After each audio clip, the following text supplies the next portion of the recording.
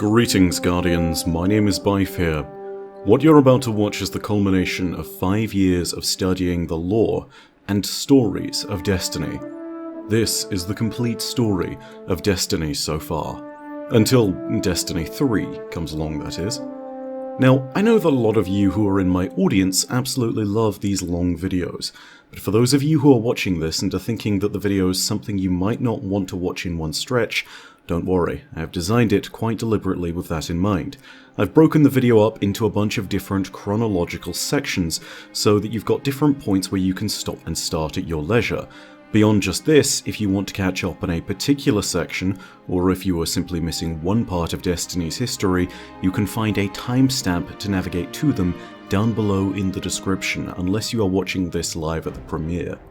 Before we start, I think I should also lend my thanks and my words here to a pair who helped immeasurably in the process of creating this video, Captain Tullus and Mr. Monkus. Tullus helped me edit this massive project and to create something truly incredible for you all to watch, and Monkus helped create pieces of artwork that outlined the start of each section of the video, artwork which he did for free even when I repeatedly asked to commission him. The very least that you guys can do is show your appreciation for these two gentlemen in the comments section down below, and if you love any of the art that you've seen in this video, you will find a link to Monkus' website down below where you can buy prints of all of the pieces that Monkus creates. These ones may be up there by the time this video is live. But with all of that said, I think you've waited long enough. It's time to tell you all the complete story of Destiny, from the ancient history of Fundament, all the way to the Shadowkeep of Luna. So, let us begin.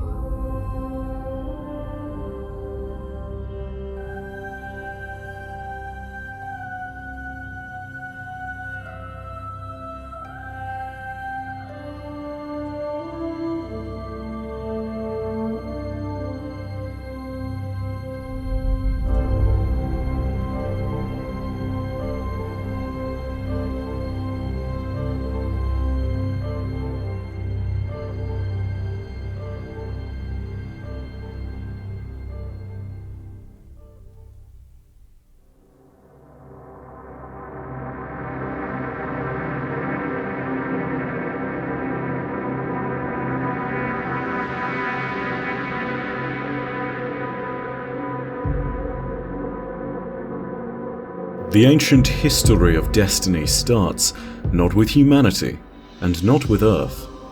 The records from this time supposedly date back millions of years with a record of histories and ceremony kept by the Hive, known only as the Books of Sorrow. The veracity of these accounts is sometimes thrown into question, with one of the Hive gods even scrawling in its pages that they are full of lies. But as it stands, these books represent our only record of a series of times from millions to potentially hundreds of millions of years ago that would otherwise be lost and unrecognizable to us. And so, with nothing else to tell us any better, and armed with the knowledge that these records may be imperfect, we must start with the records made in the Books of Sorrow, not at Earth, but on a distant shadowed world called Fundament. Fundament was a gas giant, one so massive that its gravity could pull other planets down beneath its clouds, where they would impact on its surface oceans. The remains of these planets would form into continents, and on these continents, life of a sort would struggle to carve out an existence. The smallest form of life on Fundament was that of the Krill, and they were constantly under threat from the harsh world upon which they lived. There were many nations of Krill, and one such nation was the Osmium Court, and their king, its ruler, was about to be put through dire straits. Their king was 10, a long and withering existence for the short-lived Krill, save for their mother spawn who lived significantly longer. The king of the court had 3 offspring: Shiro, the youngest, who aspired to the ways of combat so she might seek adventure and defend her people; Sathona, the wisest, one who wished to consume the royal jelly and become a long-lived mother so that she could learn all of the secrets of the world; and Aurash, the eldest, she who was to become the next ruler of the Osmium Court, she who was to take the King Morph and to replace her aging father.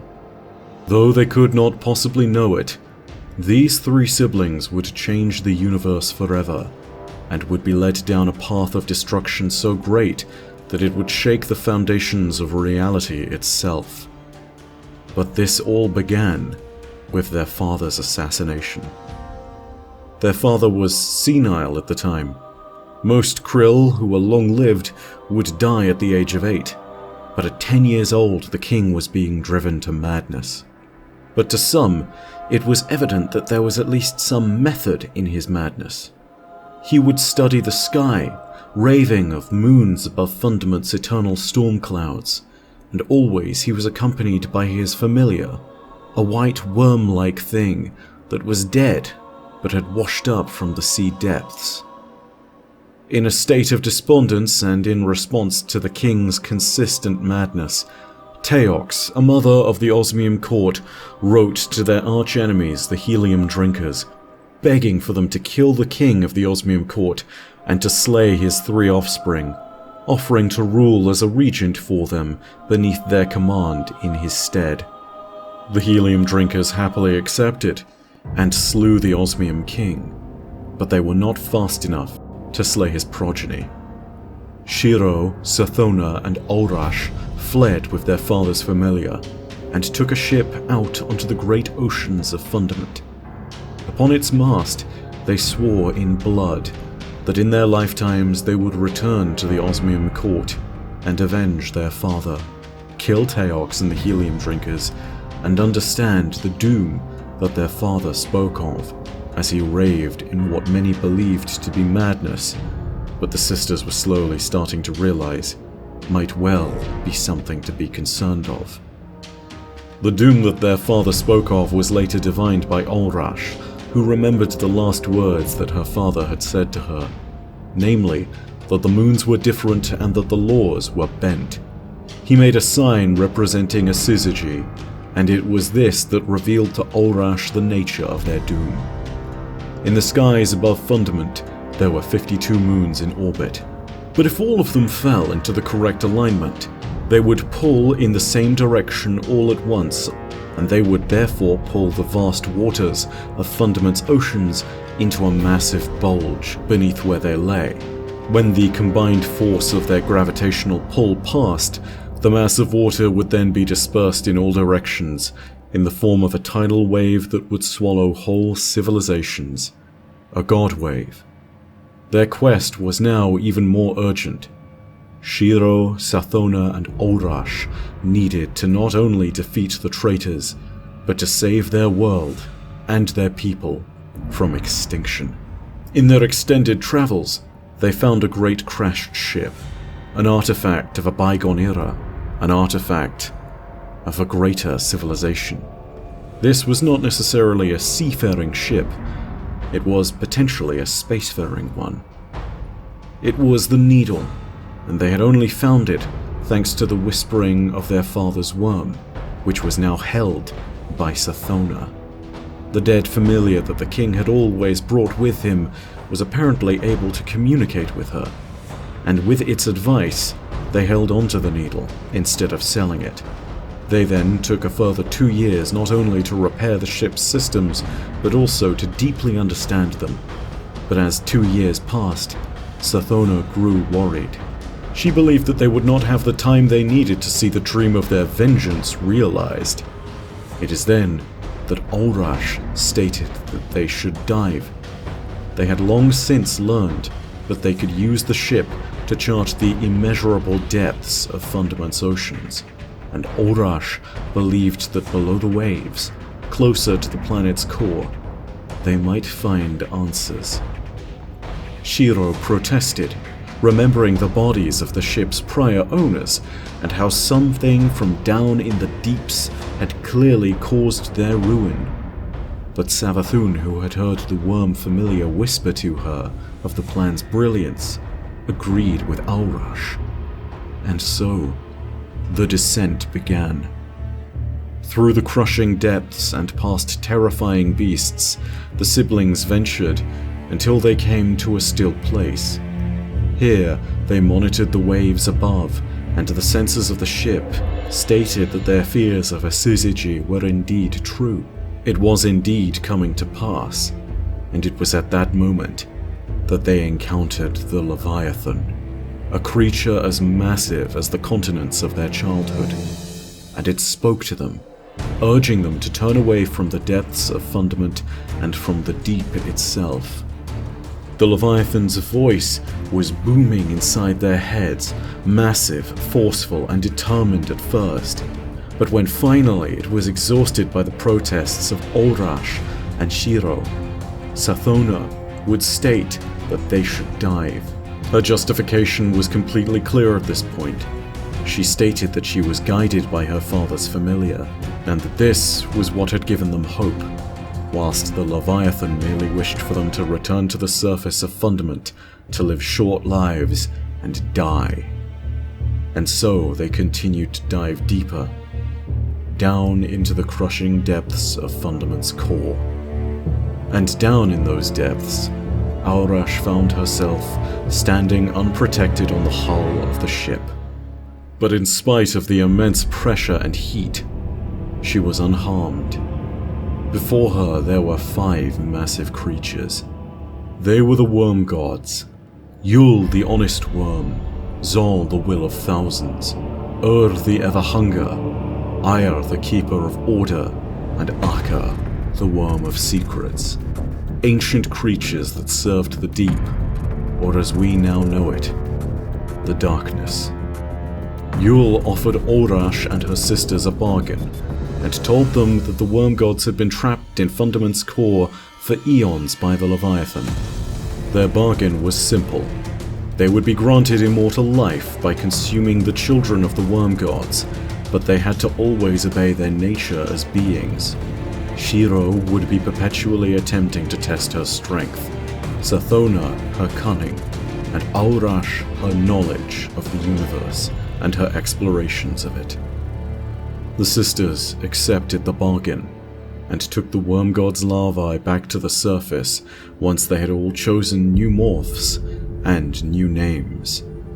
Shiro, Sathona, and Ulrash ceased to be, and with that, the birth of the Ascendant Hive Gods Xivu-Arath, Savathun, and Ulrix was complete, with Xivu-Arath taking up the Night Morph, Savathun taking up the Mother Morph, and Ulrix the King Morph. They rose again to the surface of Fundament, feeding the Worm God's children to any krill that would follow them, and killing the rest. The war they brought to the surface eventually engulfed all of Fundament, with the survivors falling back to Kahan Atoll. The Worm Gods eventually rose to the surface with them, and escaped Fundament with the forces of the Sisters. They pursued Teox, the sterile mother who had betrayed the Osmium dynasty to one of Fundament's icy moons. On that moon, the Worm Gods discovered that there was another race inhabiting it, known as the Ammonite, and that there was also a 53rd moon hanging above its orbit, although technically this was not a moon at all. It was a divine presence of the deep's polar opposite. It was a presence of the sky, or the light as we better know it. And what was this presence? The Traveler. The Krill and the Worm Gods undertook a campaign of annihilation against the Ammonite. Teox and the Traveler. And whilst Teox would escape during the campaign, the siblings of the Osmium dynasty, especially Ulrix, learned of the ways of the sword logic and embraced a dark power, making them even more terrifying and giving Teox good reason to flee. During the war, though, Ulrix was struck with ideals of pacifism, which enraged the Worm Gods. They believed in the ideals of the sword logic, that life should be tested against life, that only the strong should remain. The worm that Ulrix had consumed in the depths of Fundament yearned for war, and eventually, this hunger was starting to gnaw at his soul and led him back into the fray. But even after this, he still offered to parley with the Ammonite on neutral ground. It was then that the Worm Gods demanded Savathun teach him, and teach him she did. She betrayed Ulrix. She killed him. But Ulrix did not die. Instead, he awoke in his throne world, a part of the Ascendant Realms, an alternate dimension where the Hive Ascendants go when they die. It is only in this Ascendant Realm that he could truly be killed. And whilst Ulrix was recovering, Savathun went to the neutral ground and poisoned it, killing the representatives of the Ammonite that were meant to meet at the point to parley for peace. Before the war was won, the Leviathan came forth from the depths of Fundament, and was slain by the forces of the deep in a final battle of Fundament's moons that shook the worlds to their core. After burrowing out of the worlds they'd conquered and multiplying at a great pace, the Krill would take up a new name as a species and would be referred to from this moment until time ended as the Hive. They strengthened their resolve and battled each other for over 20,000 years, and then, at last, they set out stronger, and they set out on a campaign of genocide across the universe, fighting many different species and bringing all of them to their end, finding them unworthy of the sword logic's challenge, the test that states life should exist with strength. However, they encountered a problem, as Ulrix discovered that the more they fought, the more the hunger of their worms expanded, and so they faced the threat that they would not be able to satisfy their worms' insatiable hunger. This put the supposed immortality that the Worm Gods had offered them into context, but beyond just this, it set the stage for a greater threat that was looming on the horizon. An alien empire known as the Ecumene came to face the power of the siblings.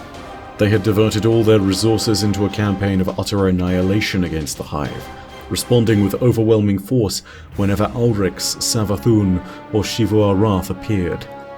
They knew exactly how to defeat the Hive, and this was no coincidence, because they were being guided in that method of destruction by Teox, the traitor mother.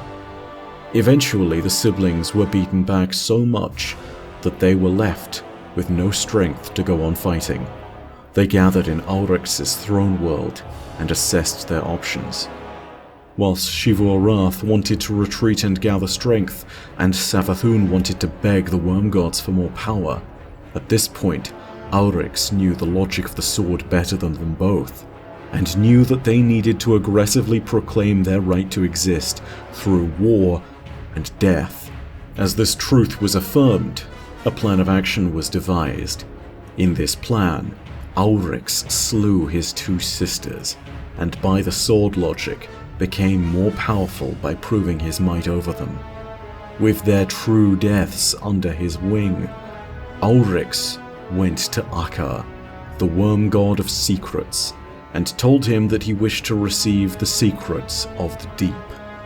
When Akka said he gave no secrets, Ulrix rebuffed the Worm God and stated that giving was for the sky and that he had to take what he wanted, even if it meant killing Akka, even though Akka was his god. And so Oryx slew Akka the Worm God, and from his ruin he pulled the secret of communing with the deep. He recorded that secret on a series of tablets known as the Tablets of Ruin, and hung them about his waist. Following this, he used the secret to enter the deep itself, and whilst his speech with the deep was not recorded, what is known as this: when he emerged from the deep, he pronounced that he was Auryx no longer. Instead, he was Oryx, the Taken King, and that he had the power to take life and make it his own. It was at this moment that Auryx went out into the universe and unleashed his new powers upon the Ecumene forces, namely his new ability to take, which allowed him to abduct his enemies, corrupt them with darkness, and return them as compliant slaves bound to his will and given new abilities thanks to the power of the sword logic. It was too much for the Ecumene, and eventually they were pushed back and slaughtered. It is here that Oryx enacted two peculiar hive resurrections.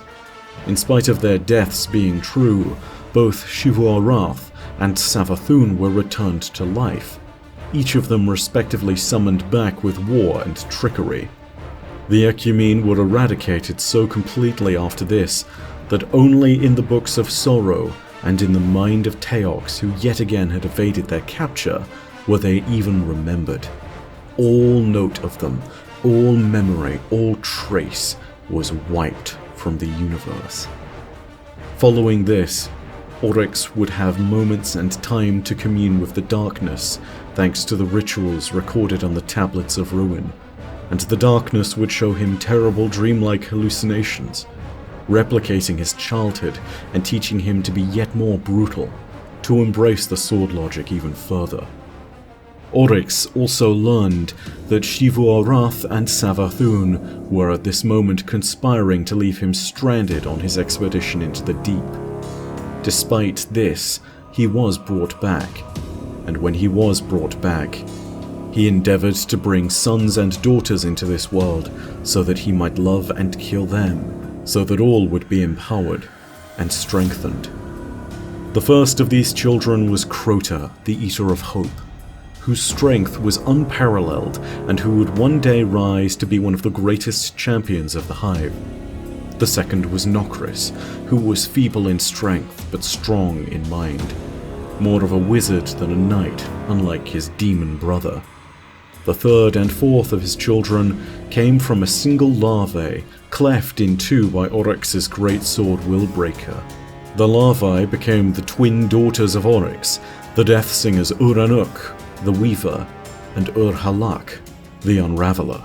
Oryx's children accomplished many great deeds, and their stories were numerous.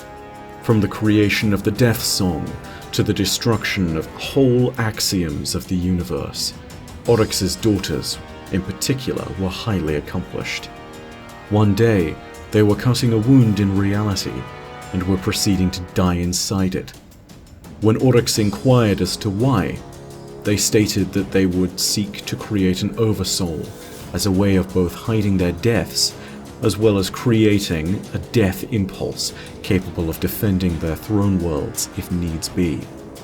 Oryx told Crota that he should observe his sisters and try to learn cunning from them, and so Crota too decided that he should experiment with a wound in reality. However, when Crota tore open a wound in reality, it was thanks to Savathûn, who had manipulated the wound, that a partially mechanical form of life poured forth from it, a race known as the Vex. The exact origins of the Vex and the nature of their power is shrouded in a fair deal of mystery, but they spilled forth from the breach and began to invade Oryx's throne world. Before Crota could respond by destroying them all, a Vex mind manifested known as Quria Blade Transform, which deduced the sword logic. With this knowledge of the particular universe in which they stood at their hand, the Vex began to slaughter Oryx's thrall and acolyte, and by right of conquest and slaughter, had gained a foothold and presence within Oryx's throne world as they invaded it with force, obeying the logic of the new space that they had found. In spite of Uranuk and Ur-Halak pulling sword stars from the sky and creating devices known as the Annihilator Totems to stop them, the Vex would press forth unabated. It was only as Quria abducted the children of the Worm Gods and discovered that by praising them it could gain even more power, that the worm god Aya stepped in, telling Oryx to set his house in order. Oryx returned home and slew the Vex invaders, pushing them and Korea back. As punishment, he took Crota and threw him into the Vex Gate network, saying, "Come home glorious, or die forgotten." Crota would accomplish this, going on to be a legendary demon of the Hive, tearing down his opponents and allowing only a few to survive to tell of the wrath of the Osmium dynasty. But even though Crota had succeeded, there was still a problem, because Oryx's throne world was now left with a tear inside it, a tear that left him weak to a counterattack, or potentially sabotage by one of his sisters. And so, before his court he declared that they would transform his throne world, his part of the Ascendant Plane, into a physical ship in the material world. This was the Dreadnought, and it was built not only from parts of Akka's corpse, but with the incredibly terrifying, mind-bending power of Oryx and his Hive. His court worked in tandem to create what was effectively a paradox. A throne world of the Ascendant Plane pushed into physical space, a screaming, gaping hole in what would be reality. But regardless, Oryx's power was so incredible that even breaking the laws of physics themselves was nothing towards his might. With this accomplished, Oryx's throne world was secure, and now was time to deal with Korea. He used his dreadnought to attack a flotilla of ships that was guiding the Nightshare Thought Ship, a great vessel that he believed contained the location of a place of immense light, known as the Gift Mast. When he boarded the ship, he found Korea, and squarely defeated it, even as Korea tried to simulate him and his power. Korea was taken, and Oryx presented its remains to Savathûn with but a single change from the typical beings of the Taken, namely, that it had a small fragment of its independence still left, and it was not completely bound to the will of its controller. From here, the Hive took their time and prepared to make an assault on the Gift Mast, which they had now found. The civilization surrounding this great place of light had been passed over by the Traveler, which had altered the gravity of a black hole so that the worlds around it might not be devoured, and would instead flourish within its now altered accretion disk. They would be provided warmth and sustenance, and their civilization would grow. And as a monument to the light, the Traveler erected a Gift Mast, a great spear-like structure that jutted from the black hole and was filled with the power of the light. A gleaming monument rising forth from a singularity, filled with the energies of life itself.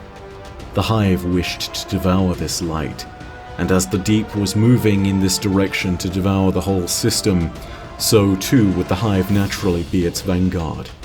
They marched upon the Wishmast, killing the Harmony, its occupants, and the Ahamkara, the great dragons that lived among them. But as the Gift Mast was being devoured by Oryx's brood, and as his victory was certain, Savathûn departed her brother, saying that they needed to grow distant from each other. She took her moons and her brood, and they fell into the black hole that the Harmony lived around, never to be heard from again. In the same stroke, Shivar Wrath took her broods and war moons and fled into the night with a similar purpose. Both of their throne worlds became distant and inaccessible to Oryx, and he was left to ponder. It was here that Oryx reaffirmed his choices and his belief in the darkness, but Oryx also pondered the question of what should happen if he should die. He surmised that the one who killed him should be the one who understood the universe in a more complete manner than him, and he believed that he would only be killed by something mighty, something that had some greater knowledge of the sword logic, perhaps, or perhaps with some clever trap. He therefore decided to lay out a means by which he might survive, even if he was destroyed. Within the Books of Sorrow, he created a map to a weapon that exemplified everything that he was, that, in a certain way, was him if created. And a being that wielded this weapon and used it to become mightier than both of them would be Oryx living on, and Oryx deduced that they would become one and the same, a means by which he could truly become immortal even beyond a true death. This weapon would not see construction for generations, but when it was, it would be a weapon of malice, and we would be the ones to construct it. But the tale of the Osmium dynasty would not be simply left there. Oryx's second son, Nokris, who was born as a lesser being of wisdom as opposed to strength, wished for more power, and knew that his strength was in that of his mind. He went to the worms, his god, to Yul, to Zol, to Aya, and Ur, and he petitioned them, asking them for knowledge of the origin of all things.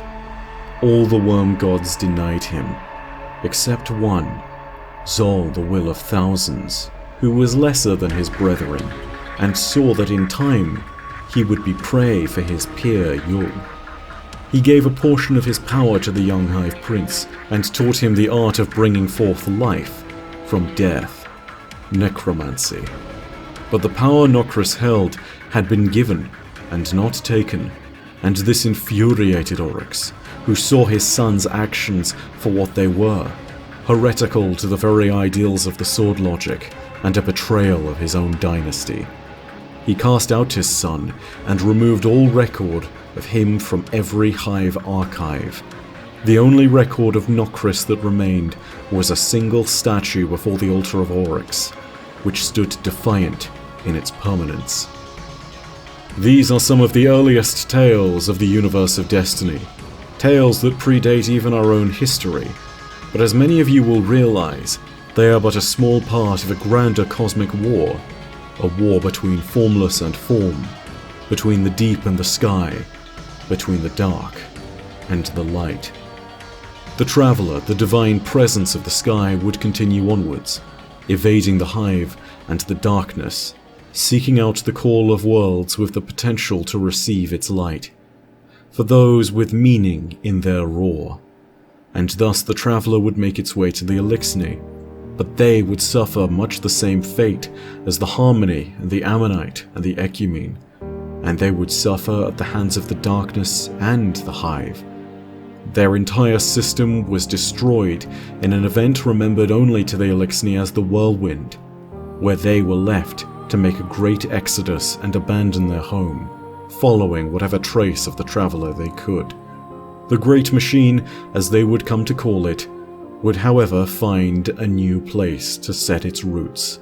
As the Eliksni transformed their once noble society into a more barbaric and tribal one, the Traveler had begun to take root above a system and a planet far, far away. The name of the planet was Mars, the name of the system was Sol, and the year in the human Gregorian calendar was that of 2014. And in this year, it found us.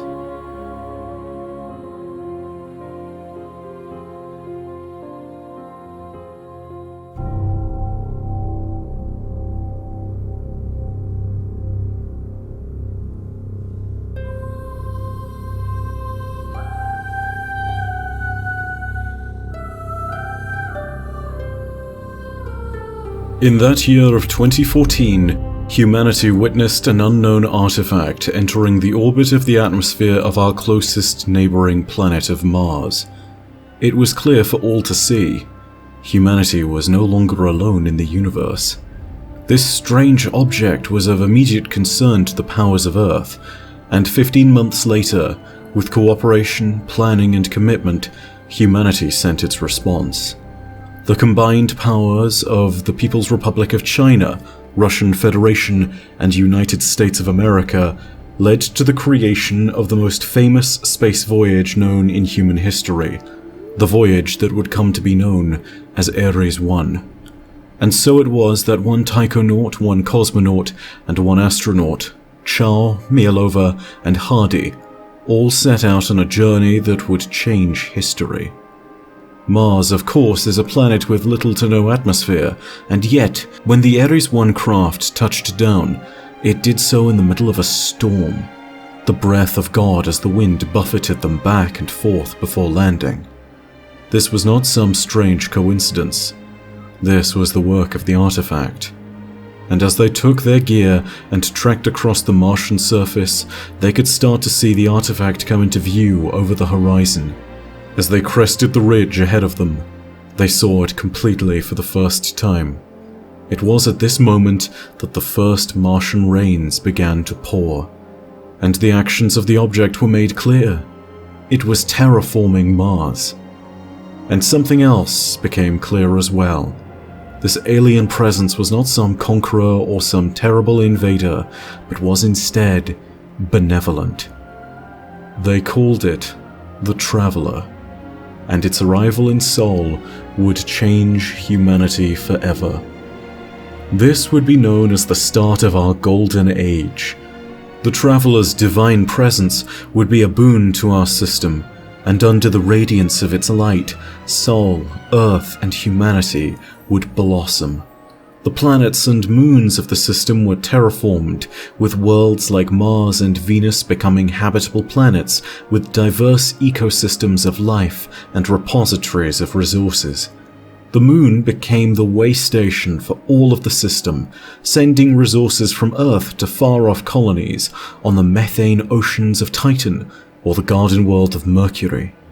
But perhaps the most profound change of them all was the people of Earth themselves. Human lifespans tripled, and the fundamental ethos of our society changed and evolved. Not only were we more intelligent and longer lived as a species, but we also put that knowledge to use instead of squandering it. We cured a myriad of diseases that had haunted us, put study into any number of emerging scientific and philosophical fields, and we extinguished the old hatreds of mankind's past forever. Humanity created vast monuments throughout the solar system as the Traveler worked to seed it for us. From the great Martian city of Freehold to the new Pacifica arcology of Titan, from the solar research stations of Mercury to the Ishtar Academy on Venus. Humanity began to flourish in every place imaginable in the system. Beyond merely the places we laid claim to, there were the remarkable accomplishments we attained in this time, with the great minds of the Clovis Bray Corporation and others like them leading the way and bringing forth some of humanity's greatest inventions. The rise of one of these was most notorious and important of all, the Warmind, Rasputin, a supercomputer tasked with the mandate of defending humanity from extrasolar threats or skyshock alerts. Rasputin was an intelligence of such immense might that it was capable of predicting and calculating threats before having even encountered them, and of devising a solution to them so that they might never threaten humanity even if they did enter the system. Rasputin was armed with a vast defensive array of weapons and doomsday devices that could scorch black the skies of 1,000 worlds in the name of humanity's defense, should the need arise. But this wasn't the only great invention of Clovis Bray. They also created many incredible technologies, such as the intelligent nanotechnology known as SIVA, which could be commanded to construct anything imaginable. This made it a particularly valuable technology to those colonists who were heading outward to the stars, as it could be spontaneously used to create anything from a prefabricated shelter to an oxygen rebreather, if given the correct direction. Furthermore, when relic iron, a mysterious new material, was studied on Mars, the Clovis Bray Corporation discovered an entirely new state of matter, where data was completely free from the restraints of physical matter. This state was known as engram, and it allowed any idea imaginable to be stored. And of course, there were the Exos, a project of Clovis Bray that allowed humans to transplant their consciousness into a mechanical body and live on past the point of normal human life expectancies. However, there are hints in the programming and the past lives of Exos still alive today that give us an idea that they may have been more violent in nature. The Exos dream of a place where they were born, the Deep Stone Crypt, and whilst some of them go there and walk peacefully through a field of golden millet, most of them dream of almost endless battle to reach the tower where they were born. But this is not to say that Clovis Bray was not the only one researching remarkable technologies for humanity or making incredible discoveries throughout the system. The researchers of the Ishtar Academy on Venus at this time discovered the ruins of an ancient civilization on Venus that predated humanity by billions of years. These were the Vex, and the ruins they discovered were those of the Vault of Glass and the Infinite Steps. The Ishtar Academy and the Ishtar Collective would make it their responsibility to study the Vex and their constructs at any place possible. As our golden age magnified our glory, humanity's greatness shone like a beacon in the night, illuminating the very stars themselves, and convincing us that our destiny was not to remain on Earth like our ancestors, or to continue their petty wars, but instead was to reach forwards and upwards to the stars, and to grasp the very majesty and grandeur of the universe itself. We flew out into those stars and spread our wings. Alas, that we let our hubris get the better of us. Not all were so ill-prepared or foolish, though. Whilst most sat in complacency beneath the glorious bounty of the traveller, some, such as the three families of the Black Armory, would begin crafting phase technology and weapons so that they might fight back or defend themselves. A noble effort, but tragically, it would not be even close to enough to stop what would come next. As the centuries of the Golden Age passed, the Warmind began to detect something far beyond the reaches of the system, something dark and terrible, something that spelled our doom. Rasputin's responsibility was to defend humanity, and to this end, the Exodus program was created, a colonization effort that involved thousands upon thousands of souls, all being loaded onto colony ships and sent outward to the stars. But in spite of this titanic effort by Rasputin and his subminds, such as Malahayati, in spite of the valiant efforts of General Chen Lanshu, in spite of everything that humanity would attempt to accomplish before the end, it would not be enough. As the vessels of the Exodus program began to reach further out towards the edges of the solar system, something terrible and dark swept them back in the other direction. The Warmind raised its mighty weapons that were strong enough to shatter the might of stars, and responded to this threat with the full fury of its arsenal. But alas, even this was not enough.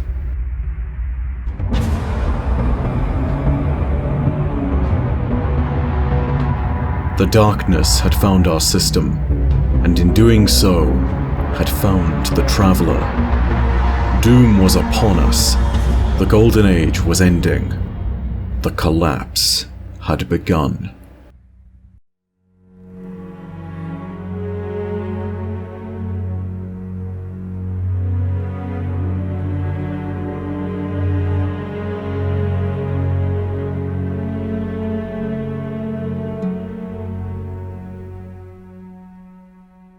The dark tide that was upon our system brought with it a terrible doom that could not be defeated by the Warmind and its defenses. But the foe Rasputin faced was not by any measure one that could be considered normal. The darkness, much like the Traveler, defied simple causality, and defied even the basic rules and logics of the universe. Physics, mathematics, they meant nothing before this entity. It could not be defeated with the weapons of the Warmind alone, and it was made clear from this moment that our annihilation was inevitable. The vessels further out in the bounds of our system were crushed by the darkness as they attempted to reach beyond the asteroid belt. These ships would eventually form a mass of broken debris within the belt itself, and this place, this terrifying graveyard of all that humanity had hoped to see, this would come to be known as the Reef. And this would be a fate much like many of those on Earth and its colonies would suffer. They would be crushed beneath the wheel of the shadow of darkness as it passed ever onwards through the howling void of the universe, killing indiscriminately in the name of its twisted logic that life should be able to fight and meet strength with strength. But the darkness's fury was not yet sated. The darkness had another target in mind. It was also here for the Traveler. The details and accounts from this time are limited and unclear, but there are several accounts worth referring to when speaking of the darkness during the collapse. The account from Cayde Six's journals speak of a terrible miasma that spread across the many worlds of the system, holding every human it could find in its grasp and drowning them in a tide of doom and despair. Cayde seemed to point towards the darkness having a malicious consciousness. As it was drowning its victims, the victims were allowed to be fully conscious. They were aware, they were lucid, and yet even as agony and pain washed over them, the darkness wished them to witness the destruction of their world. It wished them to know they had been beaten, outmatched, and utterly destroyed, that they were unworthy of existence, that they were prey, nothing more. The Black Armory Papers, a series of journal entries kept by the founder, Henrietta Meran, detailed another encounter with the darkness. Their group had been locked within one of the fortified facilities of the Black Armory, and had to hold back terrible, indescribable creatures that broke through their defenses. They smelled only like wet earth, and made sounds akin to the screeching of machinery. One thing that is made clear by every entry is that the foe that had taken Earth was a terrible one that would see us all destroyed if something was not done. At this time in the system, others were starting to stake their claims too. It was in these moments that another terrible pair of interlopers arrived. Nokris and Zol, the Will of Thousands, took it upon themselves to claim the planet of Mars and to rain down an assault on Hellas Basin, where Rasputin's main control center was kept. However, in a successful attempt to hold off the forces of the Hive Prince and the Worm God, Rasputin used its power to flash freeze the entire region, locking the Worm God, the Prince, and their Hive servants away under a thick sheet of ice. In turn, Rasputin too would also experience a period of dormancy. We would hear nothing from Rasputin's true centralized network for centuries, as only fragments of him remained within the various Warmind bunkers that were still active across Earth and its many territories. What happened next is an event clouded in mystery and uncertainty. Some spread rumors that the Traveler was in the process of fleeing the system, as it had done so many times before. Others spread rumors that Rasputin might have engaged the Traveler as it attempted to flee in order to prevent this outcome. And some merely believed that the Traveler was attempting to find the right spot to stand and fight against the menace that had embroiled itself throughout our system. Whatever the truth might be, the Traveler moved from its previous resting place on Io and found its way to Earth. Here it would make a titanic stand against its enemy, the Darkness. The battle was long and would shake the heavens and the earth, a battle of proportions that the universe perhaps had never seen before, of the titanic forces of the cosmos, of a yin and a yang, smashing against each other, breaking upon each other like waves on rock, with enough force to level a mountain and raise it again within the blink of an eye. The two fought. The two stood. The two tested themselves. And what's more, the Traveler won. It was crippled and broken, but it sacrificed itself to save us and to push back the darkness. But its sacrifice was not without some form of hope. With the Traveler's dying breath, it created the Ghosts. Small, autonomous drones filled with the power of its light. These ghosts would serve the forces of humanity and would seek out those amongst the worthy dead who might possibly provide hope to humanity and its defenders. These would be the few chosen champions that could wield the Traveler's Light as a weapon. In the earliest days that followed the collapse, these beings were known as the Risen, and whilst they would come later to be known as Warlords or Iron Lords or simply Lightbearers, today they are known by a simpler name: the Guardians. With the terrible events of the final clash ended and the ghosts released into our system, the events that would make up the collapse would come to a close.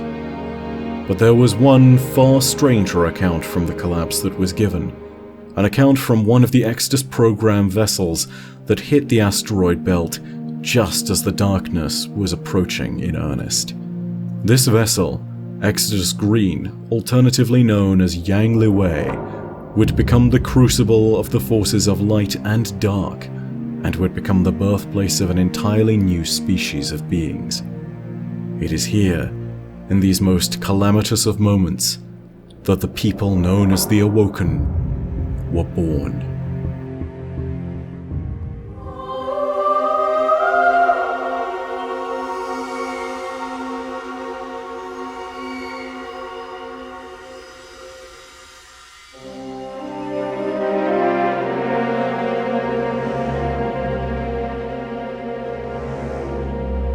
What follows next is another account that is shrouded in mystery, a report of how a new kind of being was brought into our world, one of both the light and the dark, of the deep and the sky. They were known as the Awoken. Their history is recorded in a series of documents, but the most notorious of these is known as the Mara Sena, which talks of the rise of their entire civilization and how they came to join humanity in the struggle that had consumed them. It speaks of a great rift not only at the center of the Awoken soul, but also, in time, within the Awoken people. A people that would be riven by circumstance, choice, and their leaders. The Mara Sena also comes with a warning, namely that in our attempts to grasp its truth, we may in fact mistakenly learn to believe a lie. It is therefore once again at this point that I should state that the story of the Awoken's creation is told through a single source, and that the truth of the matter may yet elude us. But with that said, yet again it is our only source of context, and so, as best we know it, this is the history of the Awoken people. Aboard one of the Exodus program vessels, Exodus Green, alternatively known as Yang Liwei, the captain, Alice Lee, detected a strange signal that was following them for approximately 18 hours in radio silence. After repeatedly ignored hails, and just as Captain Lee cut the engines so that she might make a sharp about turn and face their ghostly stalker, a message was received from the Warmind Rasputin. Rasputin had detected a hostile extrasolar intruder in the system and had initiated a Kahe White emergency, bringing all of the potential weapons in the system under his control. Rasputin demanded control of the Exodus Green and its onboard guns. But as Captain Alice Lee decided what to do next, torn between her colonial mission and her duty to Earth, darkness swarmed around the hull of the ship, and through its veil, even the light could not be seen. Terrible gravity waves shook the ship as they simultaneously compressed and expanded every molecule of the crew and their vessel. After the vote from the crew came in to continue onward instead of returning to Earth, Alice Lee attempted to send a signal broadcasting a declaration of neutrality to their unknown assailant. Alice Lee stated that they wished to be treated as a separate species that was not party to baseline human conflicts or their allegiance to the Traveler. She prayed that this would be enough to make a difference against such an indifferent darkness. It was at this moment that two members of the crew were out on the hull. One of them had followed the other out. The first of them, Mara, had gone out there to die alone. She had kicked off the hull with 50 kilometers worth of tether and her brother, Aldwin, had followed her out into the darkness. As the message requesting the massive entity's indifference was broadcast by the captain, the darkness around them abated, and Mara saw a pinprick of light.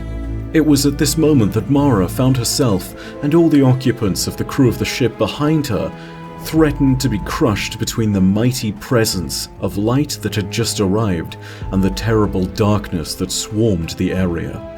The colossal forces of light and dark that clashed here smashed into one another yet again, filling the space with so much power and energy that the universe itself struggled to maintain what bounds of law that it could. This was a battleground that was being decimated by the powers of two paracausal entities. It was like dividing by zero or counting infinity. And as the two violent entities finally reached an equilibrium, the real effect of the power began to manifest. The universe created a singularity, a gaping black hole, as an effort was made to cease the paracausal forces that were tearing the very seams of reality apart. The forces of the universe swirled and buffeted around Mara, and it was at this moment that the mistakes of the universe were to be swallowed inside the singularity. Everything pulled forth, and darkness and light continued to fight.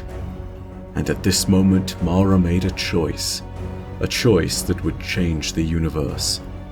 She detached herself from the 50 kilometers of tether that joined her and the ship, and together, all were pulled down into the singularity. All of them had the same fate, to be swallowed by this black hole. But Mara knew what she wanted. Mara knew her fate. She reached out at the edge of death and knew that she would be the first. But it was not death and sweet silence that found her. Instead, it was new life and a place of miracles. The Awoken records next speak of Captain Alice Lee experiencing a primordial divinity of sorts.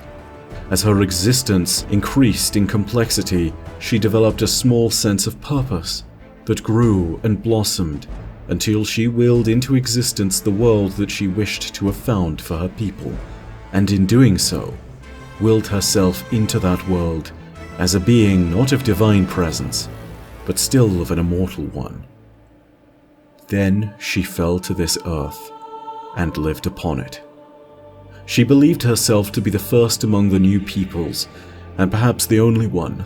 But then, lying on a black stone, somewhere near a crashed remnant of the ship, she discovered Mara. As Mara woke, she realized where they were, in a world of incredible bounty within the folded fabric of hidden space-time. They were inside the black hole. Alice Lee inquired why it was Mara that happened to be second. Mara stated that she didn't know. The first lie to be told upon this new world. But Alice Lee believed her, and so they went on to rouse their new people into this new world. And so it was that the crew was roused, and out of the original 40,900 crew members of Yang Lewei, 40,891 awoke, with 9 being unaccounted for. A council was called, and it led the new people to declare certain principles and verdicts. They called themselves the Awoken, and they were immortal. They called their new world within the singularity the Distributory, and they believed that they should never return from where they had been. They created a group of specialists called UTEX to care for the technology of the ship from which they had emerged, and decreed that under careful supervision they would reproduce with wombs of flesh and machine, given that any they added to their number would be immortal too. The population of the new Awoken people was greatly imbalanced, with 3 times more women than there were men, and as a result, until more men were born, they were placed under the protection of the women.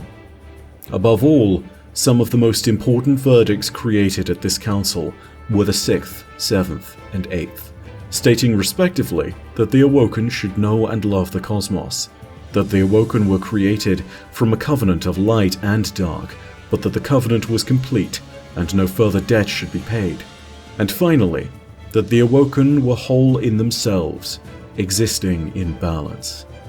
It was also at this meeting that a final 9th verdict was declared, which was that unanimously the people would recognize Alice Lee as their queen. And so the Awoken went out and explored their new world, charting its seas, forests, and stars. This was a great time of creation and pioneering for the new people, and whilst Alice Lee declared as her first rule that there would be no secrets amongst the Awoken, even here, in this place of new paradise and prosperity, conflict would brew. The Awoken spread across the face of the Distributory, and took on as many diverse lifestyles as one could imagine, from intrepid hunters to great seafarers to sage scholars. But amongst those people, differences of opinion would dwell, and some would come to doubt their purpose on this world. Some dwelt within the cities and preached the doctrine that revered the 7th verdict, that the Awoken were made from the completed covenant of light and dark, and that their debt was completely paid. They believed wholeheartedly that their place within the universe carried no responsibilities, and there would be no repercussions for their action. But those who dwelt within the country, as many Awoken did, were of the Echolist belief, who did not believe in the 7th verdict, and saw that the clash of titanic forces that birthed them was still going on. They believed that they owed a cosmic debt, one that would eventually need to be repaid. These two ideologies could not be so easily brought into balance. The Echolists and their opposing sanguine believers were divided, but then a spark ignited a flame. An Echolist known as the Diasurm walked into the cities and loudly accused Queen Alice Lee of deicide, the murder of gods. When questioned about this claim, she stated that when Alice Lee had created the world, she could have conceived of it to create the Awoken as gods, so that they might be free from all forms of suffering and pain. Immortality was one thing, but to be truly powerful, and yet to be denied this? Deicide was an appropriate term, perhaps. If this was true, this represented an original sin. And what's more, it represented a secret that Alice had kept, even as she had declared that the Awoken were not to keep secrets. The division between those that believed they owed a debt to the cosmos and those that did not ultimately led to a conflict between the Awoken peoples known as the Theodicy Wars. And whilst the nature of the conflict, at least in the Mara Sena, is indicated to be of a smaller nature, nonetheless, people died, and the balance between the two sides had to be struck and a truce negotiated. Alice Lee petitioned Mara Sov, who had been part of the Echolist camp, to find her mother, who was a skilled negotiator and could broker the peace. The mother of Mara and Aldrin, who had been returned to life as Aldrin, saw through Mara's games, however, and saw part of the truth, which was that Mara, not the Diasurm, was the source of the Echolist movement. The Diasurm was merely a pawn. This was part of the truth, but not the whole truth, a truth that was known only to Mara for a great deal of time. The monarchy of the Awoken would in time wane in power, and a new group of scholars would come to be the most influential body of rulers. They were known as the Gensum Scribes, some of whom still persist in the warlock orders of today. The scribes, who would routinely send Gensum knights on missions to test the reality that they had been studying, knew that Mara and Aldrin were gathering lore and prophecies pointing towards the potential day when the Echolists would be proven correct, and when the Awoken would need to repay their debt. The Gensum scribes knew that this could cause another Theodicy war, and so when a tall, strong warrior named Sieur Ido walked into the court of the scribes and demanded the knowledge necessary to hunt and kill Mara for her supposed murder of the Diasurm, the Gensum scribes obliged, and gave Sieur the knowledge she would need to hunt down Mara. However, A second awoken queen was rising to prominence in the awoken monarchy. Ngoya Pin received a cloaked and masked woman in her court one day, whispered by some to be Mara and others to be the Diasum. Whatever the case, it mattered not, for after a long time of having the cloaked figure reside within her court, the monarch declared herself a true Ekalist. She bound the ambition and knowledge of the Gensum scribes to the Ekalist's preferred task, and so the scribes set about on the course of attempting to understand if the Awoken owed the cosmos a debt or not. The royal palace was turned into a center of learning and a feast of ideas that radically advanced the Ekalist cause. Into this feast strode Sieur Ido, her cloak and longbow at her side. She was looking for the hooded figure. She believed that hooded figure to be Mara, and so she followed her to a laboratory, deducing that this would now be the time to draw her weapon. However, as she was about to kill Mara, she saw her face and was bewitched by her beauty and her grace, and this quelled Sieur's desire to see vengeance for the Diasum that she believed Mara had defeated and killed. She threw the weapon between them and told Mara that she could not bring herself to kill, but that the debt of her battle needed to be paid. She would fight Mara to the agony or die trying. And so, Mara called upon Uldren, her brother, who would battle upon her behalf. Uldren suggested not one but 3 duels, with blade, rifle, and 5th generation air superiority fighter. These duels and the prospect of Mara's murder troubled the Gensum scribes, as they did not want to appear to have invited murder upon the one who had extensively informed the beliefs of the queen. It would be like killing her priest or her closest confidant. They retreated from the Ekalist mission and from the queen's court, and as the scribes fled the palace in droves, many key contractors in the mission to understand if the Ekalists were correct or not sensed hesitation and withdrew their support too.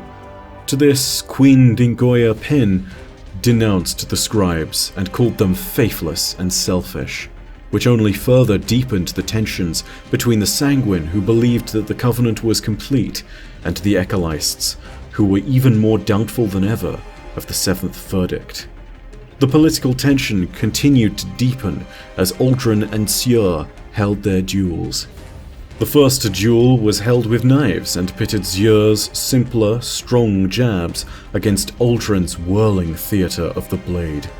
But they were equally matched, and a draw was called. In the second challenge, the two chose long rifles and hunted each other for days throughout the jungle. Whilst Uldren blended in and used his stealthy abilities to hide and stake out the fight, Sieur simply let her blunt nature disturb the wildlife around her, which appropriately disrupted and revealed Uldren. She shot him as he crossed a riverbed, wounding him, but not killing him. For the final challenge, the two chose 5th generation fighters with the full complement of weapons available to either of them. If the full complement could not be supplied, most crucially, it would be simulated instead, and if a simulated kill was attained, it was worth equal value to that of a real kill. Not all weapons were available. In particular, a nuclear payload was not something that the Awoken had kept around, having disposed of those weapons a long time before. Sieur chose an Ermine tactical fighter with a payload of heat-seeking missiles, and Uldren chose a ship known as a Dart, which was an exceedingly old fighter with terrible onboard systems that would be easily outmatched by the faster Ermine. Sieur might have been able to sense that something was wrong at this point, but regardless, accepted the duel. And 8 miles out from engaging Uldren in the middle of the sky, Sieur's computer informed her that in a simulated manner, Uldren had killed her. In fact, he had killed her and everything in a 4-mile radius. Long ago, during an age when the Dart was constructed, the Awoken had used military-grade ship-to-ship nuclear payloads on the Dart. This was still a part of its payload, and Uldren had simulated firing one of these, and by the result, had ended the duel, and in a simulated manner killed Sieur. After all their fighting, and after all the immense desire for revenge that Sieur held, the two were tied. Sieur threw herself before Mara, informing her that she had fought to a standstill with Uldren. Sieur left her fate in Mara's hands, and Mara lifted her face, telling her to join them and to be of service to her. And so Sieur did, and from that day forth until her dying day, served at the right hand of Mara Sov. Later, Mara would meet with Ngoya Pin, and Ngoya would inform Mara that she was abdicating the throne. Mara had manipulated the monarchy and the Gensum scribes to ensure that her needs, both scientific and political, had been accomplished, and Ngoya knew this. This was a rebuke as much as one could be made against Mara, but it was already too late. Mara had accomplished her purpose, and was even planning ways to implement the monarch who would supplant Ngoya. After some more time passed, Mara finally put her plan into action. She proposed to the awoken people and her followers that the hour of their reckoning was at hand, and that the time to repay their debt to the cosmos had come. Thousands flocked to Mara's banner, and an expeditionary force was formed, creating the basis for a journey by the awoken people into space, back through the black hole, back to where they had come from. The expedition was 12.1 billion years in the making, for time was slower within the black hole. When they would emerge, hopefully not much time would have passed at all. Mara had been preparing for this moment ever since she had been reborn. Before she departed, there were two things she had to do. The first was to ask for a boon from the first queen, Alice Lee, and the second was to say goodbye to her mother one last time. The mother who would not be joining Mara on the voyage back to Sol. In spite of all her power and all her plans and all her manipulations, Mara could not bring her mother with her. She could not convince her to change her ways. Her mother was happy and did not wish to change her life. And Mara knew no matter how much they argued, she could not be swayed. She tried nonetheless, and their final words were bitter and unresolved. But this was nothing compared to the wrath that Mara would experience at the hands of Alice Lee as they spoke later. When Mara arrived, she endeavored to tell Alice Lee the truth, and for this truth that she would tell, the boon that she would ask of Alice Lee was forgiveness. Alice Lee had long suspected that Mara was behind the awoken people being so divided, so riven. She believed Mara to be the one who had influenced the Diasum and the Echolystes into creating a society that would always have a discontented few, feeling guilt in their debt to the universe. But she could not possibly imagine the scale and brilliance of Mara's design. Mara told her the terrible truth, that Alice Lee only believed herself to be the first being in existence in the new world of the Distributory. And she only believed herself to be the first because Mara had desired it to be that way. For it was Mara who had been the first to cross the event horizon that led to the Distributory. Mara who had designed the world and all its flaws. Mara who had planted the division in the awoken people.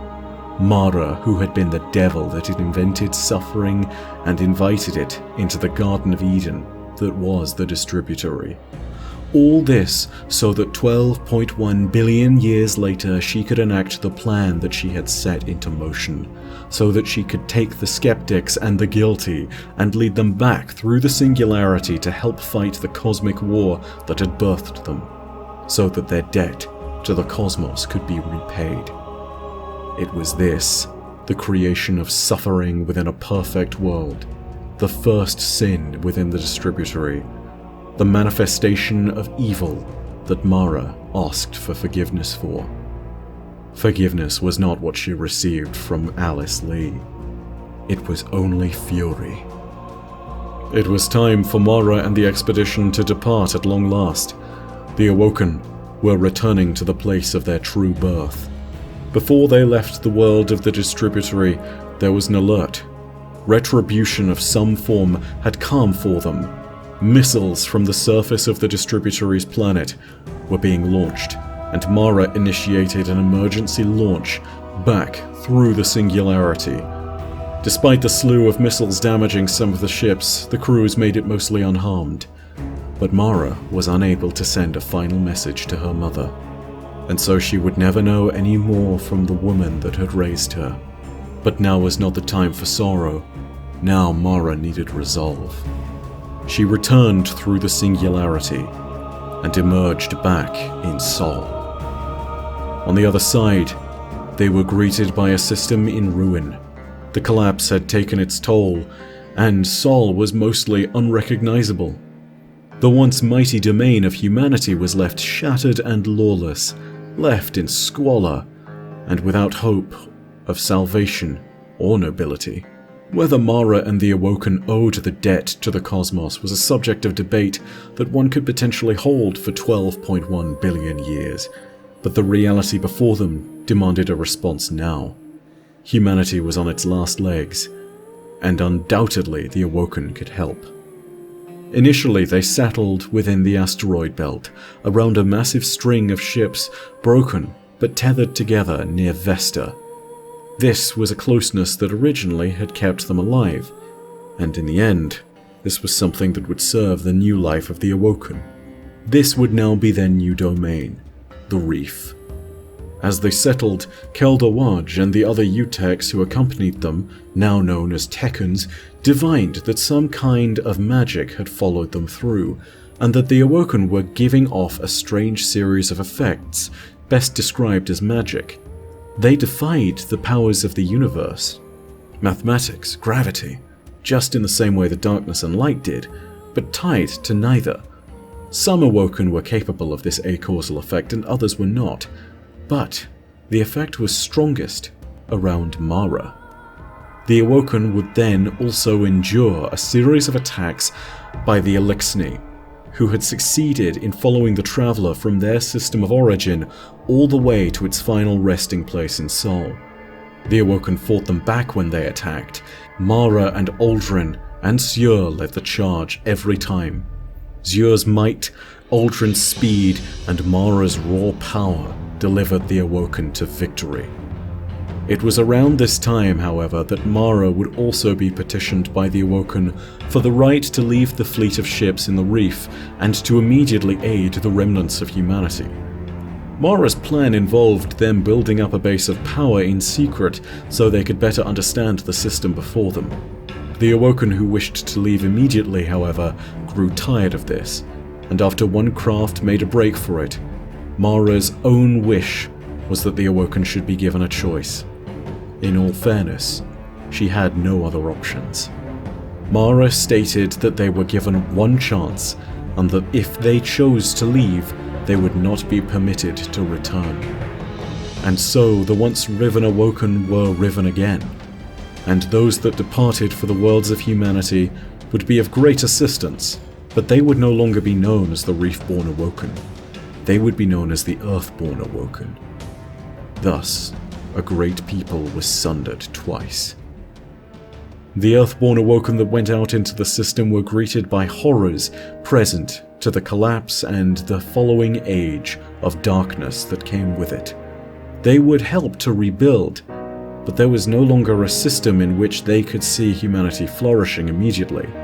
The Golden Age was gone, and when the Awoken had returned, humanity had spun into a new age of existence.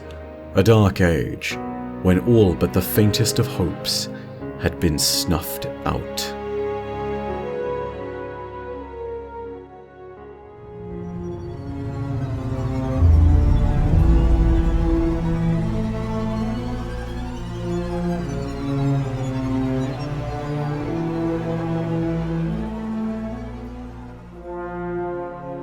At the end of the collapse, and the start of this new dark age of humanity, the world was left in utter chaos.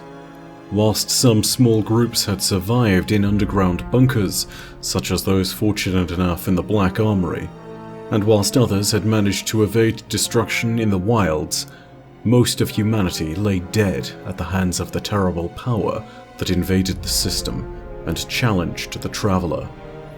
We were now left shattered and broken, with no clear means of communication with our outer colonies, and with all the in-system trade scuttled. Humanity was cut off and helpless. Only on Earth did anyone really face any prospect of survival or salvation. Not only did humanity face the constant pressing troubles of starvation and exposure, but they also now shared their worlds with a series of strange and deadly forces from many other reaches of the universe. The Vex that had once been found on Venus had surfaced on Mars and Mercury as well, and had utterly transformed Mercury from a garden world into one that was now entirely mechanical, with at least a portion of it hollowed out into a giant simulation engine known as the Infinite Forest. Aside from the Vex, a military power known as the Cabal had also sent 5 of its legions to secure Mars, and to set up a base of operations there so they could launch campaigns into the rest of the system. The 5 legions, the Sand Eaters, Dust Giants, Siege Dancers, Blind Legion, and Skyburners, fought ferociously, knowing that they could only return home if they completed their mission here. Whilst on Mars, they also began to contest the Vex for ownership of the world, but the Vex defended in great numbers, defending almost more fiercely than they did at any other place. The Eliksni had also followed the Traveler into Sol, and were now known as the Fallen by the facets of humanity that encountered them, and they spread throughout the system from the Jovian moons to Venus to Earth, with several major houses such as the House of Devils and House of Winter laying claims to vast tracts of land within the territories that were once humanity's. Earth's Cosmodrome in particular was a point of great infestation. And finally, arrived the vanguard of Oryx's hive, with the hidden swarm, Blood of Oryx and Spawn of Crota, all taking root within Luna. They dug deep into our moon and prepared for yet another one of their grand conquests, creating a shadowy, subterranean fortress known as the Hellmouth, in the region formerly known as the Ocean of Storms. This would burrow so deep into the core of the moon that no light could reach its deepest recesses. These alien forces would help to set the world into chaos, and in the Dark Age, almost nobody could consider themselves to be safe from the conflict that had engulfed all the worlds of humanity. It was at this time that the first of the Lightbearers began to rise and stake their claim in the world around them. These earliest Guardians were not truly Guardians. They were tyrants who saw their newfound immortality as a tool to be abused, as well as their light. There was no duty for them, and all they sought to do was to wage war for whatever they could get their hands on. Many of them would acquire valuable weapons and assets throughout the system, and for a time, humanity's only source of hope would instead be a source of tyranny. But that is not to say that all of the risen Lightbearers were conquerors or villains.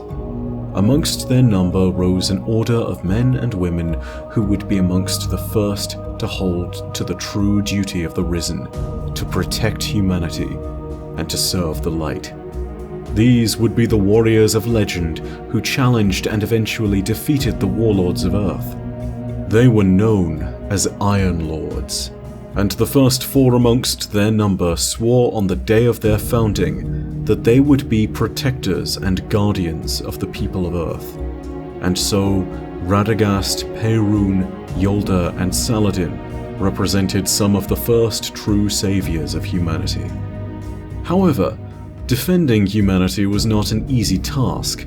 Much of them had been disconnected and were lost, broken in the terrible calamity that was the collapse. But as we always have, we survived and collected together. Sometimes into small towns, such as those most fabled places of Palamon or Coyote, who planted their flags and endeavored to make a living off of what remained of the system's bounty. But the greatest gathering of all was that of a massive camp of refugees that flocked to beneath the Traveler, to the place of its final titanic battle against the darkness. The camp began as a simple thing, defended by a few risen, and huddled for warmth around fires and in furs. In such a fearful place, disillusion, brewed quickly into adversity. Rudimentary factions began to rise with differing outlooks on the best way to control and run this would-be camp. These factions grew until eventually risen forces backed them on either side, and with them involved, conflict eventually broke out in the form of what would be known as the faction wars, with some among the risen, however, seeking to end the violence. It was in this moment that the Fallen attacked the camp. The factions were broken, but the risen who had backed them on either side of the divide all united and collapsed upon the Fallen with terrible power. The Fallen were repelled, and the new factions were left broken. However, this was a lesson, and the Guardians sought to see that this could never happen again, for this was truly the first point at which they could be called Guardians. For after all, had they not simply accomplished their duty to defend humanity against the invaders of the system? From this conflict, a new system of governance was born. It would be impossible to stop the factions from existing, and so the Consensus was created, as well as the Vanguard. The Consensus was a council of both the Vanguard and many represented factions, all of which would be able to submit proposals to the Speaker, a leader of sorts who had arisen with the supposed ability to speak to the Traveler. The Vanguard was something entirely different, though. The Vanguard was a part of the Consensus, but they were a council of 3 Guardians, one from each discipline: Hunter, Titan, and Warlock. With them, the Guardians would be represented, and with them, they would be officially classified. And so at last, laws were passed and enacted, and a government with clear authority in hand was born. With it, the turmoil of the people began to cease, and what was once a small camp of refugees beneath the Traveler began to grow and blossom, first into a settlement, and then into a bastion. The final bastion beneath our broken god. They would call it the Last City. But this Lost City would not stand without challenges or foes to make them. The most persistent threat was ever that of the Fallen, with their lightning-fast raiding parties and their unwavering ferocity. Though the offensives would start as small acts of piracy, they would eventually grow into a perpetual siege that would be as defining a characteristic of life within the city as the very air they breathed. The siege in itself, and the very notion of the Fallen continually attacking the city's walls, was nicknamed the 100-Year Siege, for it seemingly never ended. However, to counteract this perpetual threat, the Titans of the city came up with a solution in the form of a series of walls that encompassed the city. As the walls were built, great defensive installations were placed along their length, including 8 towers, of which now none remain. It was the hope that such a great deterrent, bristling with both the light-bringing guardians and the death-bringing emplacements of guns, would be enough to keep the citizens of the Last City safe from the Fallen. However, the problem was not one that could be solved by high walls and terrifying fortifications, for the Fallen were driven not just by anger, but by a desperate faith. Their true prize was not the eradication of the city or its inhabitants, but the reclamation of the Great Machine, or as we know it, the Traveler. The Fallen had been seeking it out across the dark vacuum of space in true desperation, and imagine their jealousy to understand that when they found it, not only had it been destroyed and was in the possession of humans, but that those humans had not only been gifted with their own golden age, as the Eliksni had, but also now were filled with the ranks of Guardians, those who could truly use the Great Machine's power. No, such transgressions were intolerable, and this drove the Fallen to the kind of zeal that only madness of the desperate would dare to invite and entertain. It was then that the Fallen of the House of Devils, with its strongholds located predominantly in Europe, Asia Minor, and Old Russia, struck out in a combined attack on the city. This would be one of the first true tests of the city's resolve, as the Devils brought their terrifying soldiers and artillery to bear, truly living up to their name. But the Titans of the city had prepared an answer. It was not some secret weapon aside from their light, it was not some great strategy, it was simply to hold the line. The 4 orders of Titans, including those such as the Firebreak Order and the Pilgrim Guard, held the 6 approaches to the city in a coordinated defense against the invaders. A great attack was made, and as it was repulsed, there was a chance to charge. But the Titans, including those amongst their order thirsty for blood, held to discipline and held the line. The battle was long and fierce. The Fallen outnumbered them to an almost comical extent. But the Guardians had the light on their side, and when fighting together, even when outnumbered and overrun, they were seemingly unstoppable, and the waves of attacking Fallen broke upon them with ease. The Titans that day held back the Fallen on 6 different fronts, and not a single one of those fronts had broken. This would be the first great victory for humanity in the Dark Age, and this would be the first time the city had ever been defended against a truly overwhelming foe. It would be forever remembered as the Battle of the 6 Fronts, and this battle was such a great honor to Titans that it remains represented in their heraldic iconography to this very day, with Titan hexagonal designs calling back to this and always being divided into 4. But it was not merely Titans that made up the defenses of the city on this day. One of the most prominent sets of heroes that rose also included a warlock by the name of Osiris. The Titan Saint 14 witnessed his incredible skill in battle, seeing that he was almost seemingly in more places than one at any single point in the battle. And it was at this point that Saint 14, who had closely allied himself with the Speaker, recommended that Osiris should be elevated to the Vanguard Warlock position. The relationship of the Speaker and Saint 14 was so close that they referred to each other as father and son, and at Saint's recommendation the Speaker obliged, and Osiris was proclaimed the new Warlock Vanguard. The only dissenting voice of this decision was that of Lysander and the Concordat, a faction that believed Osiris to be a mistake, a misincarnation or a faulty resurrection by a ghost. The victory at 6 Fronts marked not only the end of the first great test for humanity, but also marked the beginning of a new age, where hope blossomed once again in earnest. This would be the end of humanity's Dark Age, where before they had cowered in huddled masses beneath the Traveler and prayed for deliverance. With the Iron Lords, with the Guardians, with the city, that deliverance had come.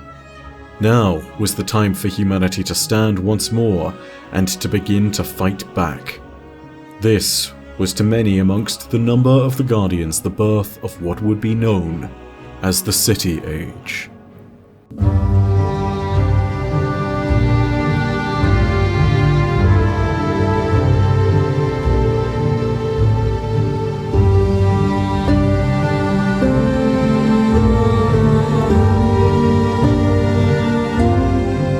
The City Age may be named after the city, but one of the most important things to know about the City Age is merely to do with the incomplete nature of humanity's knowledge. At the time being, there were no dates, no timelines, and of course, our idea of what was blurred and partially incomplete. Such is the nature of a post-apocalyptic era, and there is no real consensus therefore on when the City Age truly began. For some, it was at the victory at 6 Fronts, for others the formation of the walls, and for a few still, it was at the creation of the camp beneath the Traveler. But regardless, the City Age began, and it played hosts to ballads of legends, myth, and incredible adventure. The city would expand and grow into a powerful bastion of humanity, and the Guardian Orders would press out into the solar system and commit to brave deeds of heroism. However, the first event that is noted in the timeline of the City Age that is of real significance is that of a terrifying purge of some of the most majestic and dangerous creatures within the system. It would start with the event known by the Guardian Orders as the Great Hunt. But in order to better understand the Great Hunt, you need to start in the Reef, not the city. Back in the Dark Age, when the Awoken had just been split into the Earth and Reefborn, Mara instructed Uldren to go out into the system and to discover for her a unique source of power. Uldren returned with what is known as a Wish Dragon, an Ahamkara. Ahamkara are dragons, both sentient and intelligent enough to speak, bargain, and deceive. But this was not the only thing that made the Ahamkara extraordinary. Ahamkara were shapeshifters, capable of growing massive or minuscule in size on a whim, and also had access to a special kind of magic, known as wish magic. This power, as best we know, holds no allegiance to the light or dark, but it manipulates the threads of fate and the fabric of the universe in a similar manner to the power of the light and the dark. It was not some stupendous power capable of crushing atoms, but instead it was a subtle thing that could manipulate the universe without necessarily invoking its physics. Wish magic was named such because it relied on preying on the ambitions and desires of those not strong-willed enough to contest the Ahamkara. The Queen and the dragon Uldren recovered eventually forged a bond, and the young Ahamkara would come to name itself Riven, in honor of the twice Riven people that was the Awoken. More Ahamkara flocked to the reef, and Awoken society began to revolve around them. It is here that wish magic and the incredible designs of the Awoken came together to create what is known as the Dreaming City, a sacred place to the Awoken, hidden within the stars of the reef itself. In this place, the Ahamkara and the Awoken lived in relative harmony. All seemed peaceful, but the Awoken Queen knew that the Ahamkara could be found all over the system, and that the unique power she had sought was not in fact so unique. But this was not to be forever. She would soon have that unique source of power. It was at this time that the city also began to encounter the dragons, and at which point they realized the danger that they posed. The bargains struck with the Ahamkara had granted the Guardians great power and wisdom and information that was crucial to their campaigns, but had also always come at a terrible cost. This was the nature of wish magic. For every wish granted, there was a terrible, twisted reality to it, one that would always come at the cost of the Guardian themselves or someone around them. With their presence becoming a threat to the safety of the city itself, it was decreed by the consensus that the beasts should be hunted down and made extinct. And so the Great Hunt began, with the city even quietly petitioning the Awoken monarchy for aid. This aid was granted to them in the forms of weapons to hunt the beasts, although this aid was even secretly made available at the request of Riven. Perhaps Riven was fulfilling Mara's wish for some source of power that the wishes always grant the Ahamkara, or perhaps for some unique advantage. But regardless, many great warriors took up the weapons of the Awoken and the city, and took part in the hunt, or at least the process of it. Many terrible final wishes were made by the beasts and their assailants. Some of the scars of those wishes can still be seen today. Though, as with all things to do with wish magic, there are many details that are unclear, or as of yet, unproven. Regardless, the Ahamkara were hunted to the very brink of extinction, with only Riven surviving, trapped within the fortified citadel at the heart of the Dreaming City, in a place known as the Queen's Walk. With that, the only way the Ahamkara could communicate to us was through their remains, which held some of their latent power. But for the most part, it would be generations, even hundreds of years, before the Guardians saw another Ahamkara ever again. However, it was not just the Ahamkara that would start to see their end in this time. The days of the Iron Lords were also numbered. They had continued to exist and to defend the city as they grew in number, sending out Guardians from their base of operations on Felwinter Peak. The Order had grown to at least 100 in number, but Radagast lamented that whilst he and his Iron Lords could defend humanity and watch over the vast tracts of Earth, they could not so easily return humanity to its golden age of technology. But when Lord Timur, a warlock of the Iron Lords, discovered records of the lost Golden Age technology of Siva, Radagast leapt into action. The nanotechnology could potentially rebuild the marvels that humanity had lost, and with it at their command, there was the potential for them to do even more incredible things. When the location of the technology's whereabouts had been discovered, particularly the replication complex in the northeastern section of the Cosmodrome, every one of the Iron Lords descended on that part of the world in force, hell-bent on claiming the technology for humanity. It was discovered that the billions upon billions of Siva nanites were still under the command of a fragment of the Warmind Rasputin, and in a moment that would resound throughout the ages, the infamous Iron Lord warlock known as Felwinter attempted to commune with the shard of Rasputin. However, for reasons not truly understood, the Warmind sent its response in the form of a 3-word command to the millions of nanites of Siva. This command would spell doom for the Iron Lords that laid claim to this ancient technology. Those words? Replicate, eliminate, immunize. And so full of fury that only a weapon such as Siva could contain, Siva's nanites were unleashed upon the Iron Lords. The battle was one of terrible proportions, and it was suddenly clear that if Siva was not contained, it was liable to overrun the Cosmodrome, and from there, who knows what it could do. 9 Iron Lords made a push for the replication complex, where the source of the Siva nanites could be found. But after much fierce fighting, it was clear that all hope was lost without great sacrifice. Lady Yolda took it upon herself to seal the replication complex with 7 other Iron Lords and herself inside, whilst also detonating an explosive device that contained the outbreak of Siva. The only Iron Lord to survive the replication complex was Lord Saladin, and the battle outside in the Cosmodrome had seen all the other Iron Lords slaughtered, with the exception of Lady Aphrodite, who went on a path of exile and pacifism from that day onward. The area of the Cosmodrome containing Siva was from this point onwards quarantined, and from that day forth the region would now be known as the Plague Lands for the mechanical plague that lay dormant beneath its surface. Lord Saladin would wait and watch, holding silent vigil over the place, until the day that he might finally be needed again, to finally bring rest to those Iron Lords that had been lost. Meanwhile, back in the city, trouble was starting to brew. Osiris, the new Warlock Vanguard, was descending into a deep and secluded study of the Vex.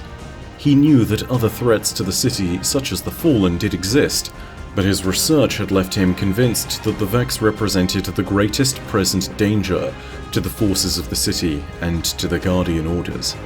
These beliefs brought him into contention with the rest of the consensus, and in particular, the Speaker. When Osiris sought to publish his findings in order to arm the people of the city with knowledge, the people instead took to them not as scientific study or fact, or even merely as speculation by a scholar. Instead, they took to them as prophecy. Such was the cult of Osiris's personality. The Speaker then saw this as an attempt to radicalize and split the population of the city between those that supported Osiris and those that supported the consensus. The Speaker even took to the extreme measure of burning the prophecies of Osiris, and began to speak of the once revered warlock as though he was a curse. One day, the Speaker called the consensus to order and declared that Osiris was a tumor to an otherwise healthy body, and called for a motion to exile the warlock. It was at this moment, however, that Osiris entered the hall of the consensus and accepted the decision wholeheartedly. Osiris left the city and headed out into the territories of the Vex so he could fight them on their own ground. But what Osiris could not take with him was the impact that he'd made upon the city and its people. This was irreversible and would sow the first seeds of dissent against the Vanguard, the city, and the consensus. Seeds that perhaps can still be felt to this day, seeds that perhaps have dwindled and died, but regardless, Osiris's cult would leave a mark. There was, however, little time for this disunity amongst the people and the guardians of the city. A foe on the horizon that was all too familiar was beginning to raise its ugly head, and all of the forces of the city would need to muster in order to face it. The fallen houses were starting to coordinate and gather their forces. Whilst this would sound innocuous to some, this would be correctly identified by the Hunter Scouts in the employ of the Vanguard as all too terrible an occurrence. The fallen houses were normally fiercely territorial and would fight amongst themselves to maintain the status quo, but for them all to be collaborating meant that they needed to unite under a common cause, and this could only be one thing: the Great Machine. Having seen the House of Devils so firmly rebuked by the city at the Battle of the Six Fronts, it was clear to the Fallen that it would take the forces of more than just a single house to have any chance of breaking the city and claiming the Great Machine for their own. And so the four greatest houses in the system came together with a united purpose: to reclaim their heritage lost in the whirlwind by right of war. The House of Devils, Kings, Winter, and Wolves collected their forces and made plans to converge on the city as a united armada that would blot out the stars with their numbers. Millions of Fallen were assembled for what was quite possibly the most colossal battle in the history of the city. It was believed that with their combined might, the houses would be unstoppable, and that united under a joint banner they would not only reclaim the Great Machine, but also destroy their bitter human rivals, once and for all.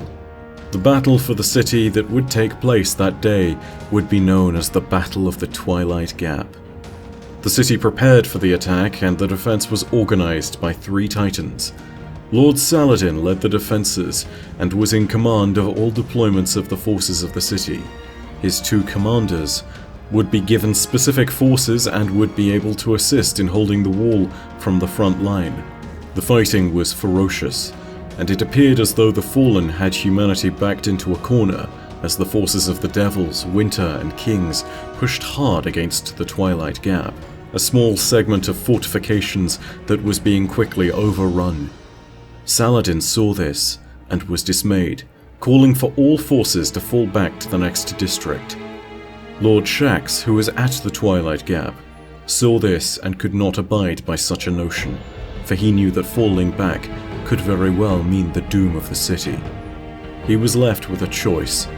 He could either obey orders and fall back to the city, or he could hold his ground and defend the Twilight Gap with everything that he had left.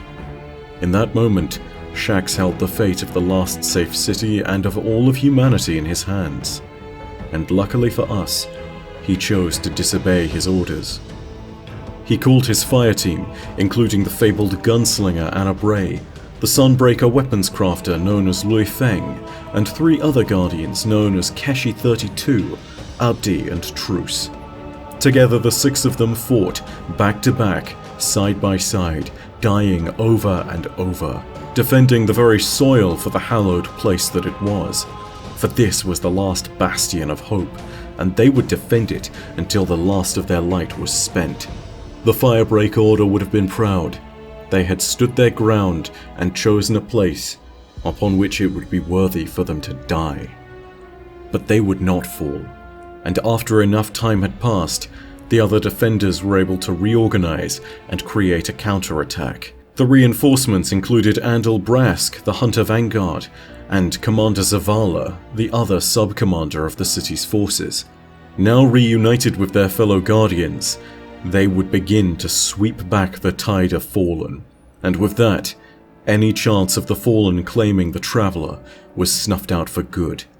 Lord Shaxx, with his decisions in that split second, had saved the last safe city. This represented a landmark moment for the city.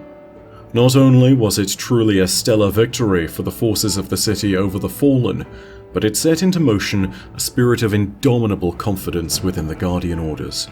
The Fallen had gathered the full measure of their might to contest the city, and in spite of those close odds, the attack had been squarely repelled. Shaxx, however, would feel repercussions of this day. Him, Zavala, and Saladin would never quite be friends again, thanks to his insubordination on that day. Regardless, Shaxx would gain a level of prestige that was unparalleled, and would go down in the history of the city as a living legend. But the cost of this victory would also be immense. Many legendary Guardians had fallen that day, and the ranks of those that remained were stretched thin. Amongst those supposedly lost was Anna Bray, who had been seen by Zavala falling from the city after being assailed by a fallen captain.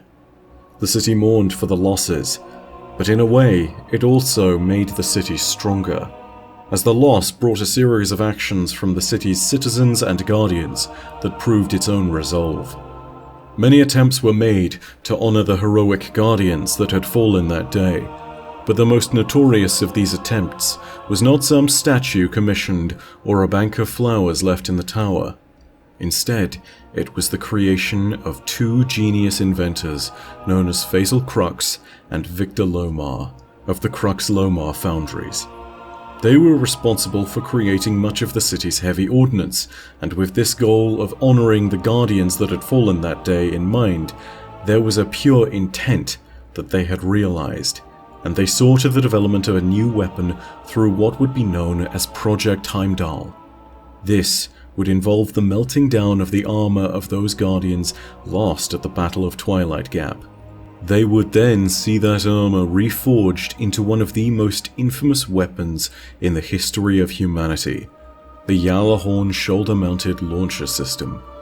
Not only did it contain revolutionary technology in the form of the Wolfpack rounds, but it also howled with the fury of the guardians that had fallen that day, fighting back not just with the explosive fire that one would expect, but also with the light of those guardians that had fallen. Others still honored those that had fallen that day with actions that were more direct.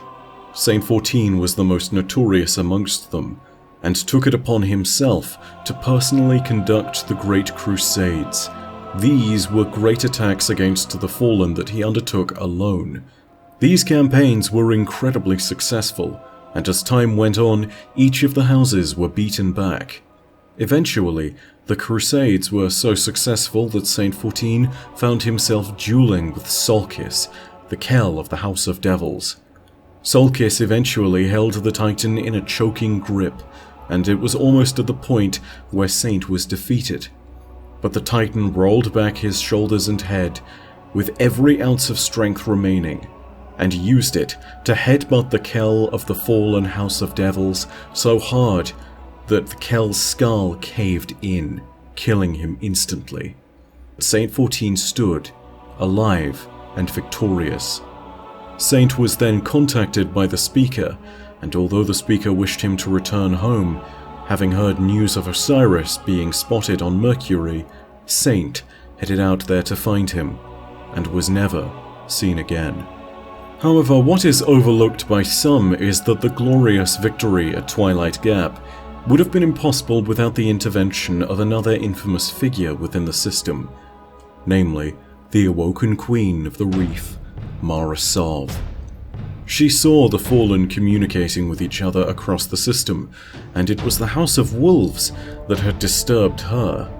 Their fleet had gathered from the Jovian moons and was making a resupply run at the asteroid of Ceres, which lay squarely in Awoken territory. The Queen had two possible choices. Either she could allow the Fallen to pass by and keep the reef a secret from the rest of the system, or she could engage the Fallen Wolves at her door and destroy them, whilst exposing the reef to everyone in Sol. A choice between secrecy and publicity, a choice between peace and war, and Mara chose war. What followed was a series of campaigns and skirmishes that involved both the Awoken of the Reef and the various fractious parts of the House of Wolves. It would culminate in a battle between Mara's forces and the newly appointed Wolf-Kell Skolas the Rabbit. The war might have been yet bloodier and might even have been lost, but the Fallen were betrayed by a House of Judgment scribe known as Varix the Loyal. He was in service to Skolas, and allowed the Awoken a critical advantage, which let them capture Skolas finally. He was sent to languish in the Prison of Elders, along with many of his truly faithful fallen wolves. But in the Prison of Elders, there was no potential to grow, and so some of the wolves swore loyalty to the Vestian dynasty of Mara Sov. They would eventually, of course, betray her, but for a time, the Fallen and the Awoken lived together in the Reef in harmony. Meanwhile, in the ranks of the Guardians, Osiris's teachings would not go without having an impact still. Saint 14 was not the only one who was seemingly obsessed with the old Warlock Master, and having heard of the power of the Vex from his teachings, there were others that sought to fight against this terrible foe. And it was then that 3 Guardians, known as Praedith, Pahanin, and Kabir the Legionless, would attempt to enter the Vault of Glass and defeat the terrifying Vex presence within. However, they severely underestimated the power of the Vex's defenses within the vault, which, despite seeming like nothing more than a large cave network, was in fact a giant fortress and the site of some of their greatest experiments with time. Within the time streams, they could do more than simply destroy the Guardians with their immense firepower. They could manipulate time as a weapon.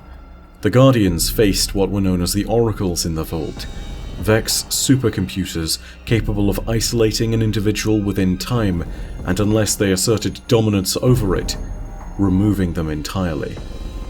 Understand that this means you don't simply die. To be found wanting by an Oracle, to be stunned by the ritual of negation, is to have never existed at all.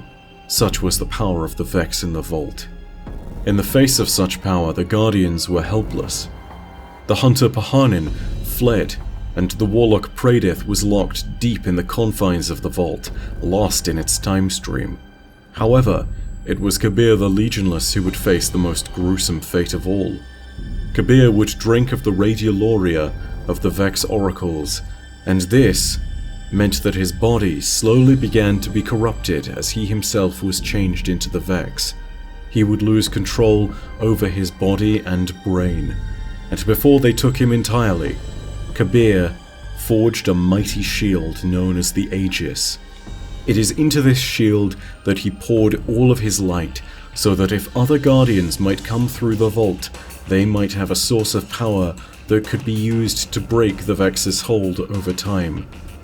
The first raid on the Vault of Glass was a failure, and Kabir the Legionless was no more. But this would not be the last adventure that the Guardians would see in the Vault of Glass. Meanwhile, in the city, factional differences within the Consensus were beginning to intensify, and Lysander, the leader of the faction known as the Concordat, declared war upon the Vanguard and the Speaker, although his reasons for doing so are not well recorded or understood. This upheaval led to a final confrontation between the New Monarchy and the Concordat in the tower that is known as Bannerfall, and this effectively ended their membership of the Consensus and their general part in the city's life. In their place, another faction known as the Future War Cult was promoted to the rank of full Consensus member. Around this time, the Consensus records also make the first real mention of Lord Shaxx and his Crucible, the objective of which was simply to allow Guardians to train by fighting each other. Guardians had long had a habit of fighting and settling differences through combat, but Shaxx's Crucible formalized the practice and acted as a tempering flame to the blade that was the young Guardians entering the ranks that had so recently been filled with heroes. The Crucible over time became more and more engraved in the city's culture, and eventually became a televised sport within the city, with residents placing bets and supporting their favored Guardians or clan-based teams with incredible vigor, just as one might support any other sporting team today. The games led to a sense of honor and chivalry for most, because even as the Guardians fought each other, they made each other stronger in the process. But that strength would still not be enough to stop the most aggressive of adversaries. It had been some time since the attack on Twilight Gap, and the Fallen had not made another assault on the city in some time. However, this was not to say that the Fallen weren't still a menace. Long prior to Twilight Gap, the wilds were haunted by the whispers of a fallen mercenary called Taniks the Scarred, who was a gun for hire amongst the Fallen, one who would pursue Guardian targets in particular at the behest of those who could pay a handsome price. A mercenary through and through, but a devious one with a mean streak and a habit for destroying Guardians entirely. After encountering him in the field, the hunter Andal Brask and his close friend Cayde Six made what would be known as the Vanguard Dare. The first one to kill Taniks would be rewarded with renown and fame. The loser would fill the hunter's vanguard position, a most onerous task for a hunter that desires freedom and the ability to explore. Cayde went on to win the contest, killing Taniks, but the problem was that Cayde had not simply killed a being of mortal flesh. Taniks was more mechanical than biological, and every death would simply mean his reconstruction. In time, Taniks would find vengeance, and sometime after the Fallen had been served their bitter defeat at Twilight Gap, Taniks would serve vengeance by slaughtering Andal Brask. Feeling guilt and a responsibility for not having been able to kill Taniks, Cayde took the place of the Hunter Vanguard in Andal's stead. The loss of the Hunter's Vanguard could have been a deterrent to the Consensus and the FOTC generally, but perhaps emboldened by the city's dominant position or believing with hubris that they could reclaim the glory of the Golden Age, they set their sights on a grand military goal. When the first men landed on the moon in the 20th century, they marked themselves as true pioneers of humanity and human civilization. For better or for worse, the Consensus sought to emulate their forebears and sought to reclaim the moon from the Hive.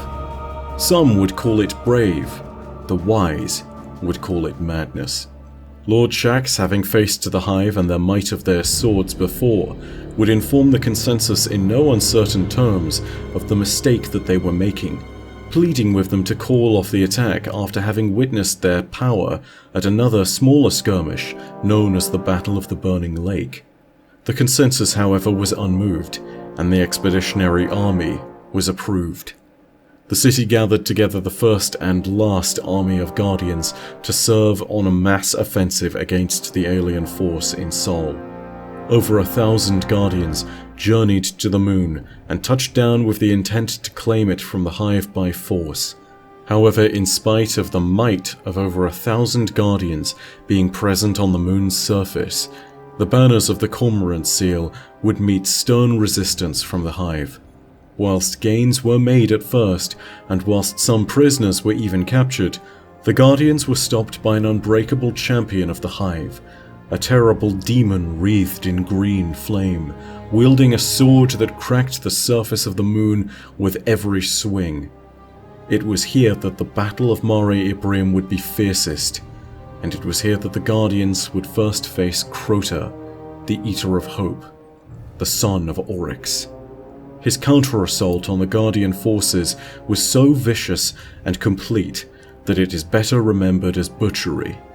The Guardian forces had to pull back, having lost many of their number, and so the Battle of Mare Imbrium ended in crushing defeat.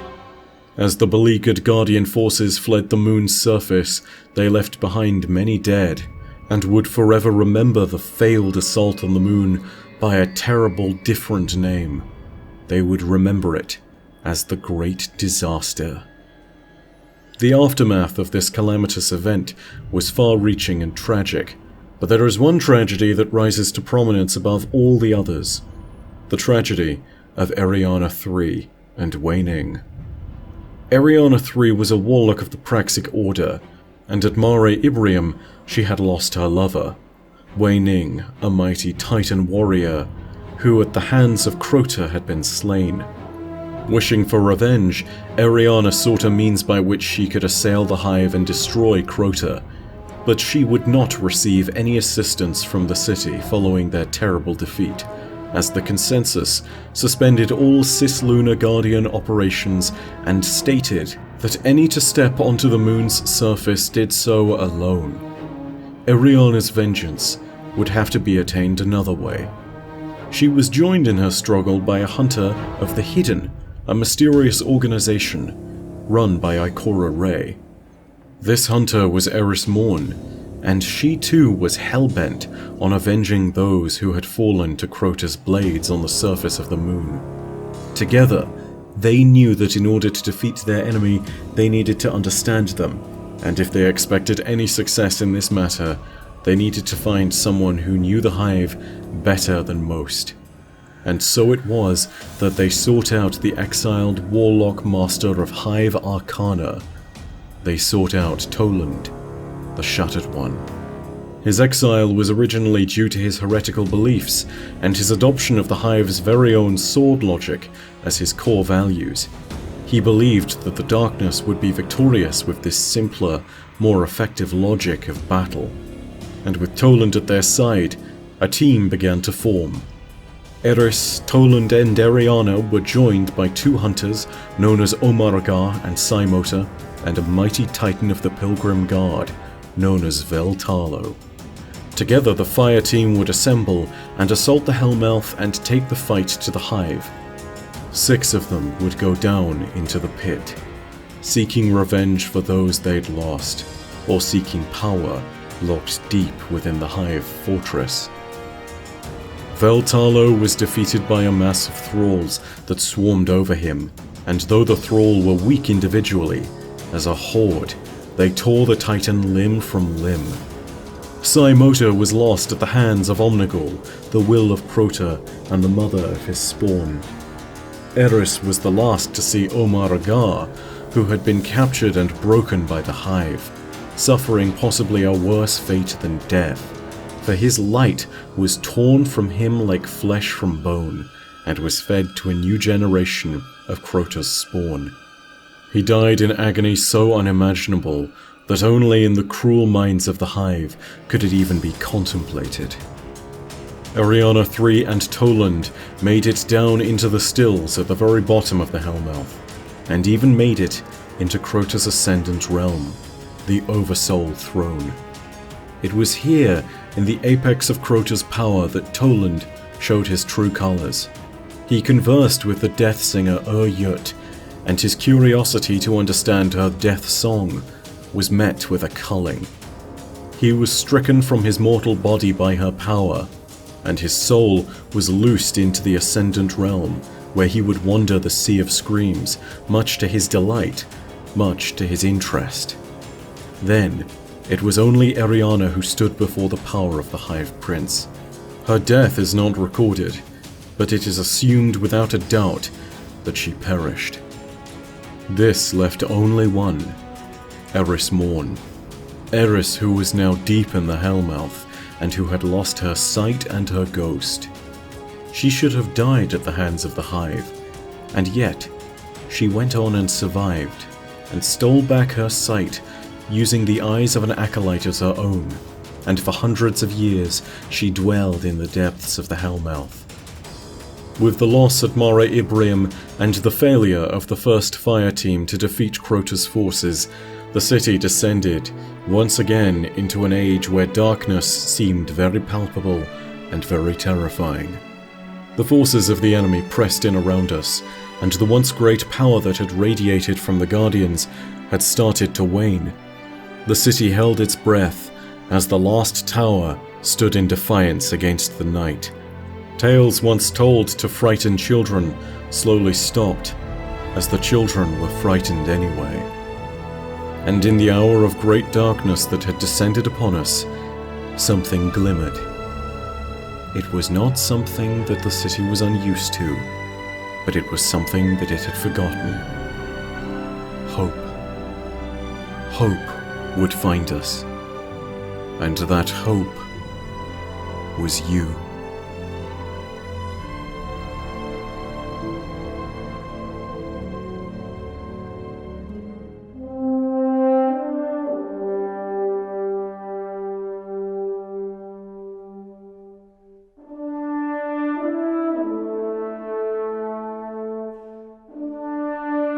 It was now, in a time of great need, that we were risen into this world. But even as we took our first steps, we were in grave danger. After evading the Fallen, we found an old Arcadia jump ship capable of taking us to the last safe city.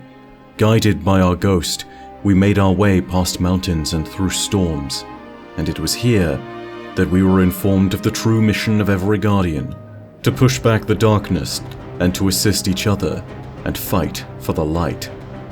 We would go and assist Guardians on Earth and beyond, but first, we needed to head back to the Cosmodrome to slay Rixis.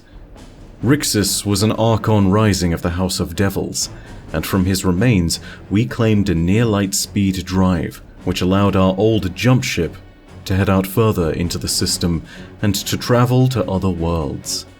It was then that we explored the abandoned Cosmodrome, and found not only that the Fallen were trying to break through the firewalls of a fragment of the Warmind Rasputin, a fragment of which was located in the Cosmodrome on Earth, but also it was when we discovered a hive nesting ground. This nest had been built into the old Skywatch of Earth, and it was led by a witch who we killed. The ghost handily assumed and deduced that the witch had to have come from the moon. We also reactivated an old array station, unintentionally connecting the fragment of Rasputin to systems all across Sol. Finally, we took on the Fallen Devils in their home turf, defeating their High Servitor, Sepix Prime, and dealing a crippling blow to the house. For a fledgling Guardian, to accomplish such feats was not unheard of, but it would be wrong to state that we hadn't gained the attention of a few important individuals. Next, we decided to follow up on what we discovered in the Skywatch and ventured out to the moon to discover what was happening and how the Hive had made it to Earth. Here we discovered a Hive temple known as the Temple of Crota, and after defeating its dark wardens, we retrieved a captured ghost who had died but had learned of a Hive plan to invade Earth. Investigating this further led us to infiltrate the Hive fortress known as the Hellmouth, where we discovered a Hive information database known as the World's Grave. This contained all the knowledge imaginable on the Hive and their plans. The World's Grave indicated that the Hive had been preparing to unleash their forces on Earth for centuries, and that their plans were nearing fruition. It was our job then to blunt the Hive offensive in any manner we could, and from here we then ventured back into the Hive fortress for several sorties, the first of which allowed us to destroy the physical manifestation of the Hive champion Crota's sword, and venturing deeper into the inner recesses of the fortress allowed us to destroy a shrine to Oryx himself and to defeat its guardian, Sardok. Finally, however, we received a desperate communication from the speaker, stating that they believed that the Hive were engaged in a ritual that was draining the Traveler of its light. We immediately rushed back to the Temple of Crota to infiltrate the fortress once again and stop the ritual.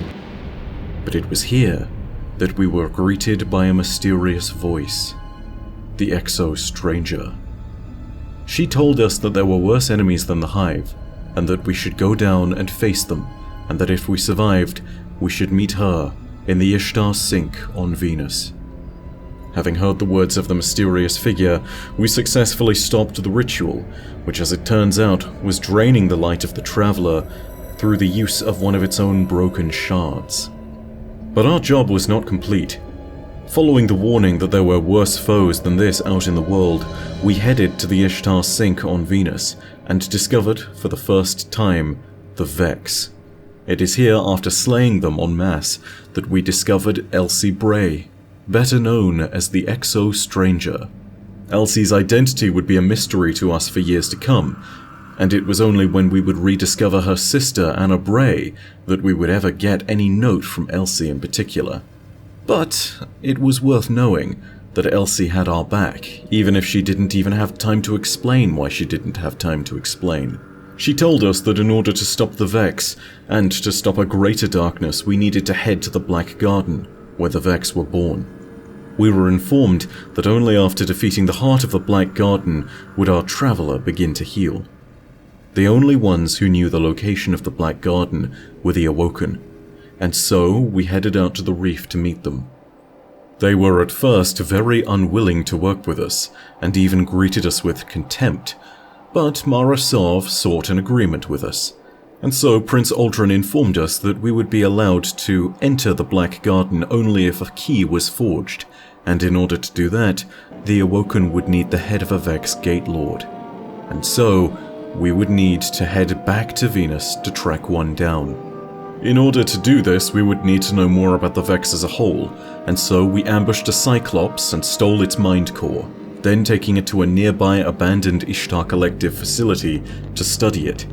From here we discovered the true nature of the Vex and realized they were capable of traveling through time, and that they could organize and coordinate their attacks across many different timelines within seconds. Following this, we also worked to secure Venus better against the Fallen that had infested it, and it was at this moment that an Ishtar Collective laboratory was being broken into by the House of Winter. The Cryptarch, Master Rahul, convinced us to enter and to defend this place, so that the secrets within could not be stolen by the Vex. It was also here that we learned of the Vault of Glass for the first time. Tracing back the fallen intruders, we discovered a ketch belonging to the House of Winter, and boarded it, killing not only many members of its crew, but also its leader, the Kell of the House of Winter. Finally, we went to the Infinite Steps, and besieged the Gate Lord Zydron, taking its head and bringing it back to the Awoken Queen. Prince Uldren then extracted the eye of the Gate Lord, allowing us to impersonate it and enter the Black Garden. However, the eye itself needed to be charged, and so we were told the location of the Black Garden and sent upon our way. We took the eye with us, knowing that this was our only chance of getting inside. We eventually found the gate to the Black Garden within Meridian Bay's greater region known as the Valley of the Kings. The gate was massive and ominous, and even pulsed with some kind of strange power, but we could not access it immediately. This time, we would need to find more about what was going on, and so we investigated Mars. First, we looked more into the Vex, and realized that they were returning home here, and that the Black Garden and Mars were in fact the origin of the Vex. And we also investigated the Dust Palace, a place where the Cabal had been invading and were attempting to co-opt a Warmind system. It was there that we checked the subsystem in question and found that it was occupied by none other than the fragment of Rasputin that we had earlier been facing on Earth. Finally, we discovered a way of charging the Gate Lord's eye and defeating the Primus of the Blind Legion in our quest to utilize a Vex Spire to accomplish this. The Vex Spire was within the heart of Cabal territory, and so we had to raid a heavily armed and defended base, but we were successful nonetheless, and now was our chance to assault the Black Garden for good. As we made our assault, we made our way through copious numbers of Vex frames that were clearly ancient, and as we entered the Black Garden, these ancient frames were covered in moss. Such was the way of the Black Garden. It was a place where life flourished. But something dark had infected the heart of this place, and had infected the Vex as well. Not being able to comprehend it, the Vex had taken to worshipping it. This primordial thing that we faced in the heart of the Black Garden was not well understood, but it is best believed to be some festering remnant of the darkness that was dimming the light of the Traveler. It was an imposter, an assailant, a villain, and we needed to destroy it. And so we did. It started to slave Vex minds to its will, and it began to awaken mighty Vex champions. But in doing so, it bound itself to these physical forms, and as we defeated each one of them, the heart of the Black Garden began to die. When finally it was destroyed, light returned to the system and the Traveler, and the Speaker began to call us home. We sat in the tower for but another small moment, and received a mysterious token from the stranger who appeared spontaneously. The token was her rifle, and with that, she told us that there were many other terrible, dark things out in the system. And so, we moved on. But our first few adventures were not just yet completed. There was one more that we would see to. the vengeance of Kabir, Pahanin, and Pradith. The Vault of Glass had lain dormant since that fireteam raided its inner depths and was repelled, but it was now our fate to take on this challenge. We descended into darkness with 5 other Guardians, and using the Aegis left behind by Kabir, we defeated the Templar and its oracles, made our way through the Gorgon's labyrinth, and descended into the heart of the vault, finally discovering the glass throne. It was at the heart of this place that we encountered the true power of the Hazen Lords. That power was Atheon, Time's conflux, a Vex frame capable of manipulating the threads of time itself, sending both its minions and us backwards and forwards in time. But with the light, we had learned to wield and express our might, and it showed us clearly one thing. Even though Atheon commanded the threads of fate itself, we were Guardians, and we were above such petty causality. For Guardians sampled the truth of paracausality. The power of the light and dark applied to us as well, and we were able to manipulate the fabric of the universe with our very will. Guardians would not have their fate made for them. Guardians would make their own fate. And so Atheon was defeated, and the Vault of Glass was sundered. At long last, the fireteam that had entered so long ago could all be put to rest. But this was only our first adventure, and there were many more on the horizons. The first of which would set off a chain of events that would culminate not only in our strengthening and the renewal of yet more light, but it would result in the death of gods and kings.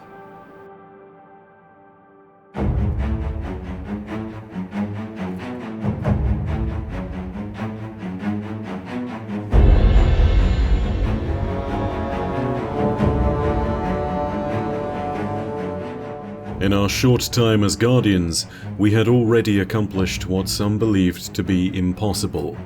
But our duty as Guardians had only just begun. It was hardly a few months into our new lives when the first of the many crises that would come our way would rear its ugly head. That challenge was the rising Hive invasion on the moon that would now be spurred into action by its new ascendant champion, the Hive Prince Crota. His horde would rise to start their incursion on Earth, and the invasion would be one of terrible consequences were it not for a single lost soul that returned to us, Eris Morn, the last. She had been lost within the Hellmouth for so long, but with the impending danger of Crota's invasion, she managed to escape and made her way back to the tower where she would be able to warn us of the coming invasion. Though Zavala and the Speaker saw her new eyes torn from an acolyte to be a sign of corruption, Ikora Rey, the hidden leader, was pleased to see her agent return alive, and rightly trusted her to remain loyal to the tower in this time of great need. Eris would then direct us in a series of skirmishes and tactical strikes to defeat the invading forces of Crota, and to stop the invasion before it could get worse. First, we were directed to attack Sardon, the Fist of Crota, the commander of his armies on Earth. After breaking him and leaving him ruined within the caverns below the Cosmodrome, we then decided to interfere with an attack on the systems of Rasputin that would lead us into a new place known as the Seraphim Vault. If Omnigul and her forces were able to control the Warmind, or even merely disable it, then the victory of the Hive would be almost assured. The battle for the Warmind was brief, and there was a moment at which the might of Crota was summoned into the fray. Omnigul directing this massive ogre's rage in our direction was of no use, however, and the Hive were yet again struck down. And here, there was an opening for a perfect counterattack. Crota's soul was in the process of being summoned forth from the Ascendant Realm so that he could once again lead the armies of the Hive. Now was our opportunity to expel him back into the Sea of Screams, and to deny his assault entirely. We headed deep into the Hellmouth, into one of the darkest chambers, and discovered his lair, and defeated him in our mortal realm. Our task was not yet finished though. Crota would still be able to reach out into our realm with the many appendages of power that he held under his control, the other various hive that languished throughout Earth. Our next task was to sever these servants from our world and to destroy Crota's power in our domain. The greatest of these servants would not be his eyes or his hand or his heart. It would be his will. Omnigul, the mother of his spawn, a hive witch of terrible power. But even she was not powerful enough to stop us. And now, with Crota's power dwindling in the material realm, our war against him could have been considered at least somewhat over.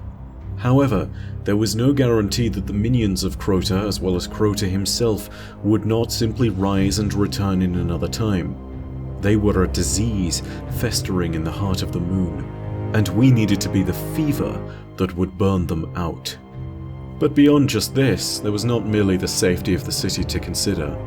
Eris asked us to do one last thing for her, and she asked us to do it so that she might finally see vengeance for her friends and her fire team.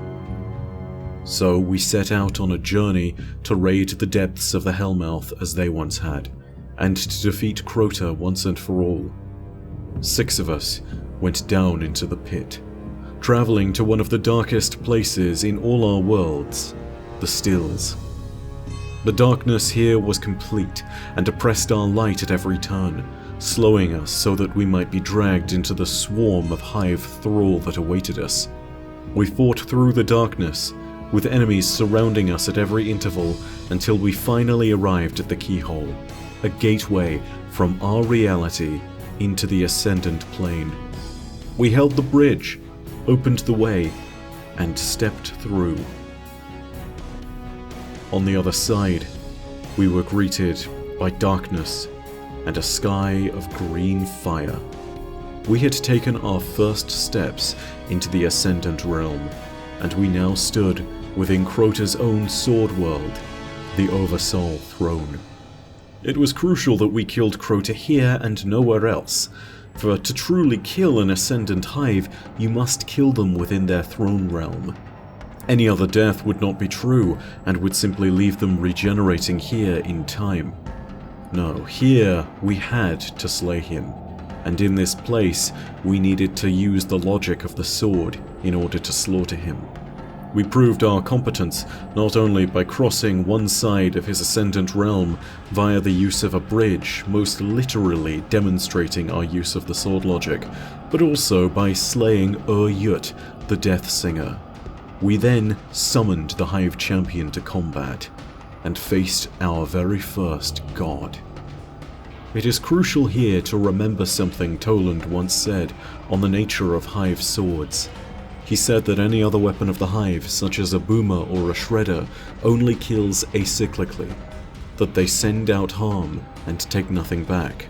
When the boomer's fire is all but gone, it is nothing, and when the shredder's ammunition has been discharged, it is no more than axion and neutrino scatter. But the sword goes on. The sword is like a bridge. It binds wielder to victim. It binds life to death. And when the binding is done, the sword remembers, and would be hungrier and sharper for it. This is the logic that rules the Hive, the logic of the sword, where the ultimate shape of the universe would be one made sharp over eons of slaughter.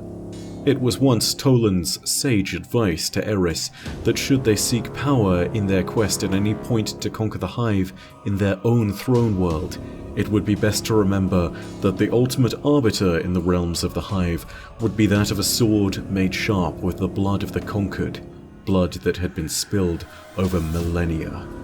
And so, we used these weapons. We slew Crota's sword-bearers in their own realm and claimed their blades, giving us access to a weapon that could destroy a god. And so, with our light, we stunned the god Prince, and with the weapons of the Hive, with his own sword, we sundered him from existence. At long last, Eris's fire team would know some form of peace, and Wei Ning's death, as well as Arianes, had been avenged. But woe to those that believed our struggle to be over, for at the moment of his death, Crota cried out across the night, and soon the night would answer.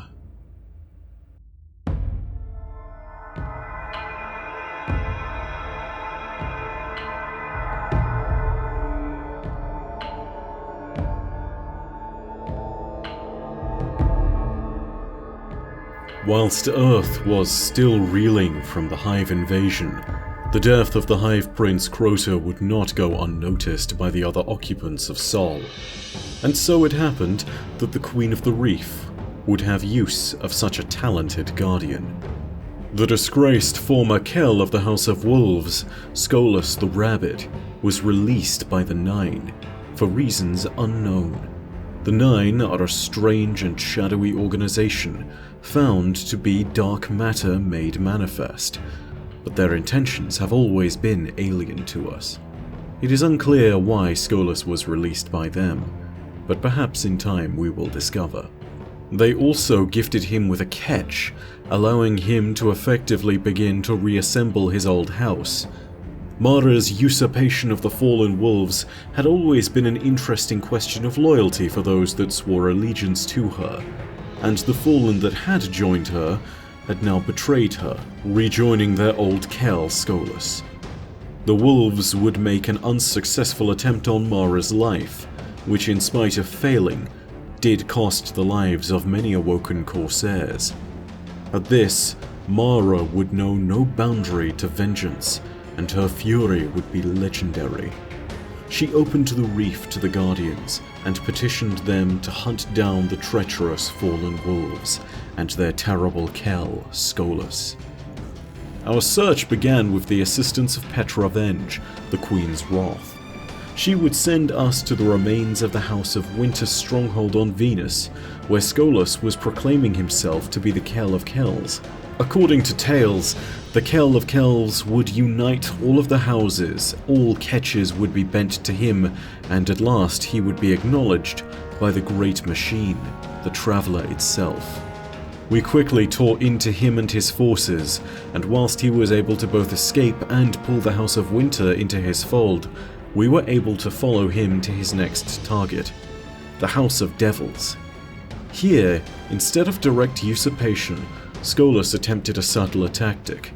He used the assassins of the Silent Fang to try and eliminate the leadership of the house. This would have left a power vacuum which Skolas could have stepped into, and thus used it to gain control of the house. However, the devils were prepared for him, and we found our way into the Cosmodrome and traced back the Silent Fang, eventually destroying them, and giving Skolas no claim over the House of Devils. With this, Skolas pursued yet another house, and went after the House of Kings, attempting to forge a diplomatic alliance between the two so that he could keep his Kellship afloat.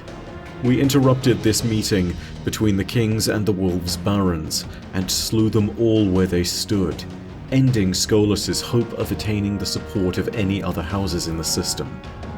With no further fallen to support his claim, Skolas changed tactics and this time attempted to claim weaponry that would afford him a significant advantage. It is here that he turned to the technology of the Vex and to the infamous Vault of Glass. Amongst its confines, Skolas would find copious amounts of Vex technology, thanks to the weakened architecture of this place now that we had raided it. The mighty fortress was still able, however, to commit and create oracles to the situation, and Skolas was attempting to capture and use them, with some degree of success as well, it is worth adding. However, we destroyed these oracles and denied Skolas the chance to use their power. With almost no more options, Skolas descended to the top of the Vex Citadel, a mighty and gravity-defying structure on Venus. There, he would hold his ground for a final stand. We pursued him, and even though he was able to use the Vex technology to pull the House of Wolves soldiers through time to his location, Skolas was unable to hold us back. A simple Kell is nothing to a Guardian prepared, and Skolas fell before us, laid low and left vulnerable for capture by the agents of the reef.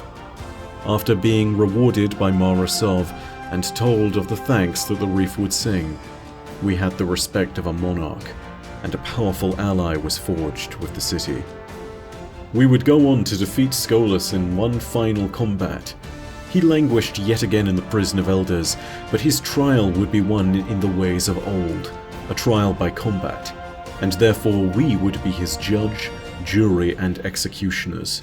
And in this trial by combat, there would be no mercy, and we would destroy the former Kell of the House of Wolves once and for all. But this was not the enduring legacy of Skolas. Instead, it was his final conversation with Mara that would be of concern. His last words would be of a dark binder and a light snuffer. They left him whimpering in fear.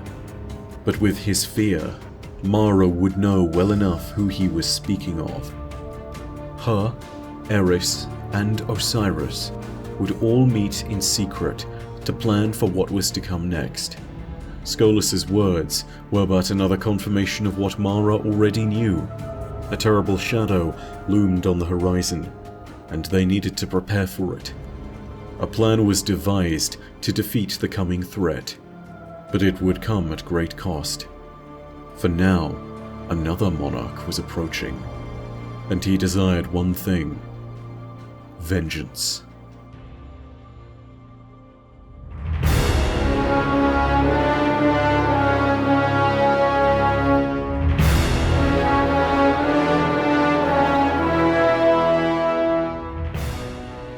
Wrath. Behold the wrath of Oryx, bound in fury for the death of his son. The Taken King was making his way to our system, and in time he would make his mark upon our worlds in a manner that would be irrevocable. He would arrive in the system at Saturn's rings, and would immediately be met by Queen Mara Sov and a massive awoken fleet. Though the power of their vessels allowed them to contend with the Hive, it was the Queen's own devastating use of a weapon known as the Harbingers that would destroy Oryx's forces. But when Mara had gotten back to her feet, having exhausted herself in order to clear the way, one vessel still stood: Oryx's dreadnought. Upon the ship, the Taken King used the primary weapon of the vessel, allowing his throne world to fall outwards into real space, consuming and destroying all before him. Prince Aldrin was able to escape the terrible wave of paracausal energies, but Mara was left consumed by the wave, along with the Tekens Kali, Sadia, and Shuro-Chi. But Mara had accomplished her part of the plan. It was now up to Eris and the army of guardians that she had motivated to kill Oryx's son. The system of Sol would never be the same. With these events, the Taken War had begun. We only discovered Oryx's arrival in the system when we traveled to a Cabal base on Phobos, which was under attack by a strange new kind of enemy. As sterile neutrino scatter filled the atmosphere, and a shadowy presence moved its eyes to this part of the system, Eris's voice grew fearful, and then terrified. Finally, she cried out in horror at the realization that the father of her nemesis, the patriarch of the Osmium dynasty, was here. Oryx had come. He unleashed his armies of Taken across the system, populating our worlds with the dark and sickly forms of the foes we had once known that were now corrupted by darkness. The Taken had invaded. We quickly fled the moon of Phobos for our lives and returned to the tower to meet with the Vanguard. Whilst Ikora and Zavala waited, it was Cade who would put a plan into action. He would task us with retrieving a stealth drive from the top of an old colony ship in the Cosmodrome. This stealth drive and Eris's ship that she had recovered from the Hellmouth would allow us to infiltrate the Dreadnought, although the stealth drive's malfunction led to the destruction of Eris's ship, as Oryx used his superweapon once again. Once aboard the Dreadnought, we disabled the weapon that had been attacking the Awoken fleet, and established a beachhead from which Guardians could assault Oryx's ship. We were, however, not alone on the vessel. A group of Cabal from the Skyburners Legion, led by their Primus himself, was in the process of invading the ship. But when faced with the power of Oryx, he was but a minor nuisance. Oryx took the Primus right before our eyes, but this was of little concern to us. For the Cabal, though, it would be a devastating blow, and the Skyburners Legion would be left listless in the command of its two Bond brother Vallaces.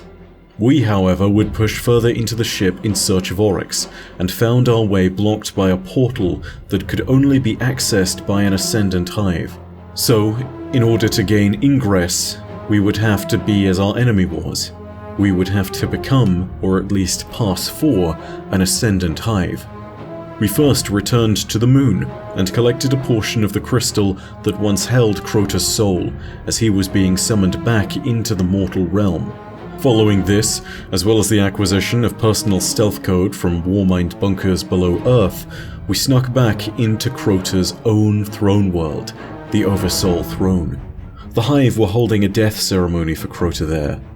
We snuck in and used the crystal we had gathered earlier to extract the essence of Crota's soul. The Hive detected us, and the Taken were unleashed to fight us, but thanks to Eris and a few tricks she had learned from Toland, we were able to escape. With the essence of Crota's soul now in tow, we returned to the Dreadnought, and were recognized by the portal as Ascendant. We journeyed deep into the heart of the Dreadnought, and found Oryx at the center of his defenses. At his altar, we found the God King of the Hive, and in spite of all his eons of war and all the power at his fingertips, we prevailed. We struck down the God King and broke his resolve upon the anvil of our light. Oryx was forced to make a choice. Needing to retreat, he summoned forth his power and took himself, allowing himself to escape so that he might live to fight another day. But regardless of the fact that he had escaped, Oryx's corporeal form had been shattered, and the God King's blade, Willbreaker, lay broken. From the remains of the sword, Eris took a shard and gifted it to us, allowing us to forge the first swords wielded by Guardians in generations, with a little assistance from Lord Shaxx. We had to set the darkness within our new blades into balance, and to empower them with light. By killing the sword of Oryx, Ektar, we were able to accomplish this.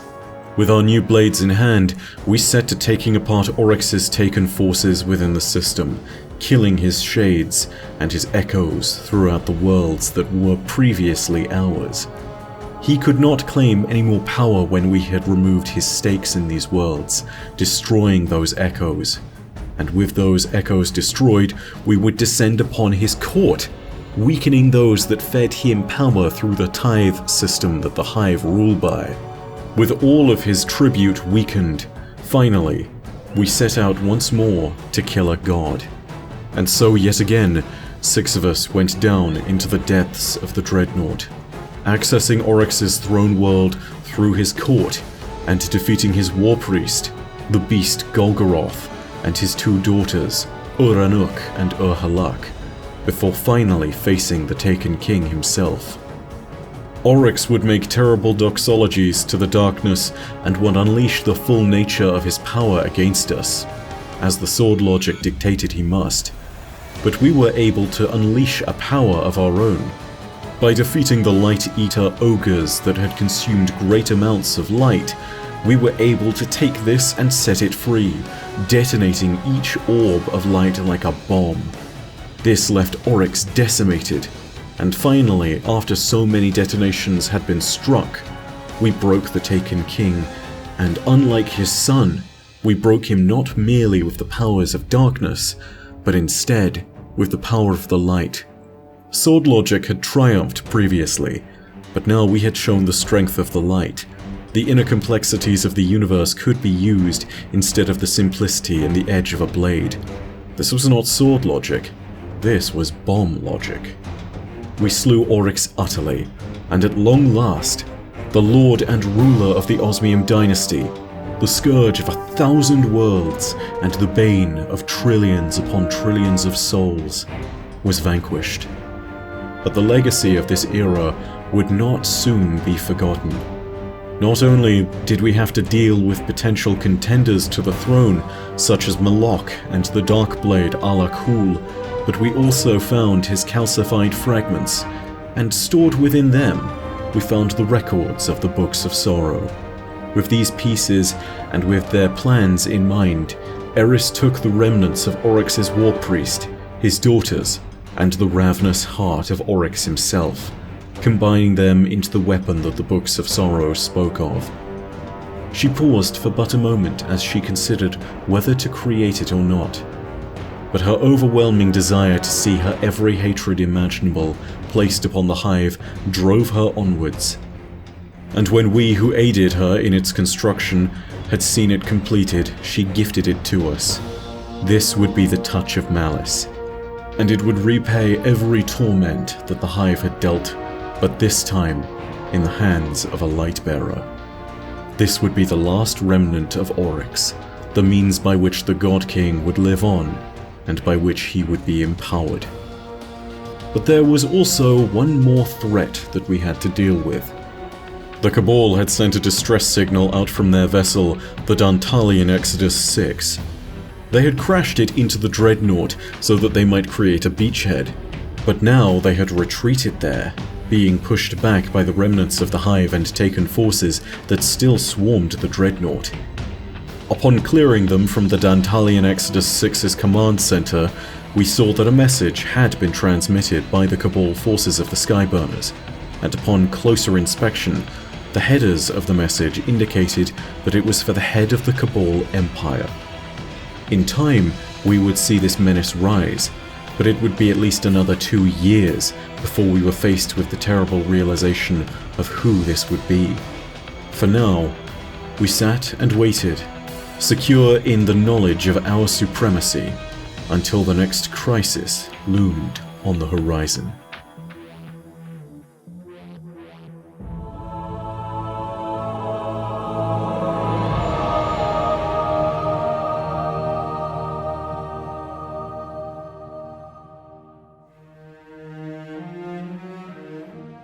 It was a mostly quiet year after we had defeated Oryx, the Taken King.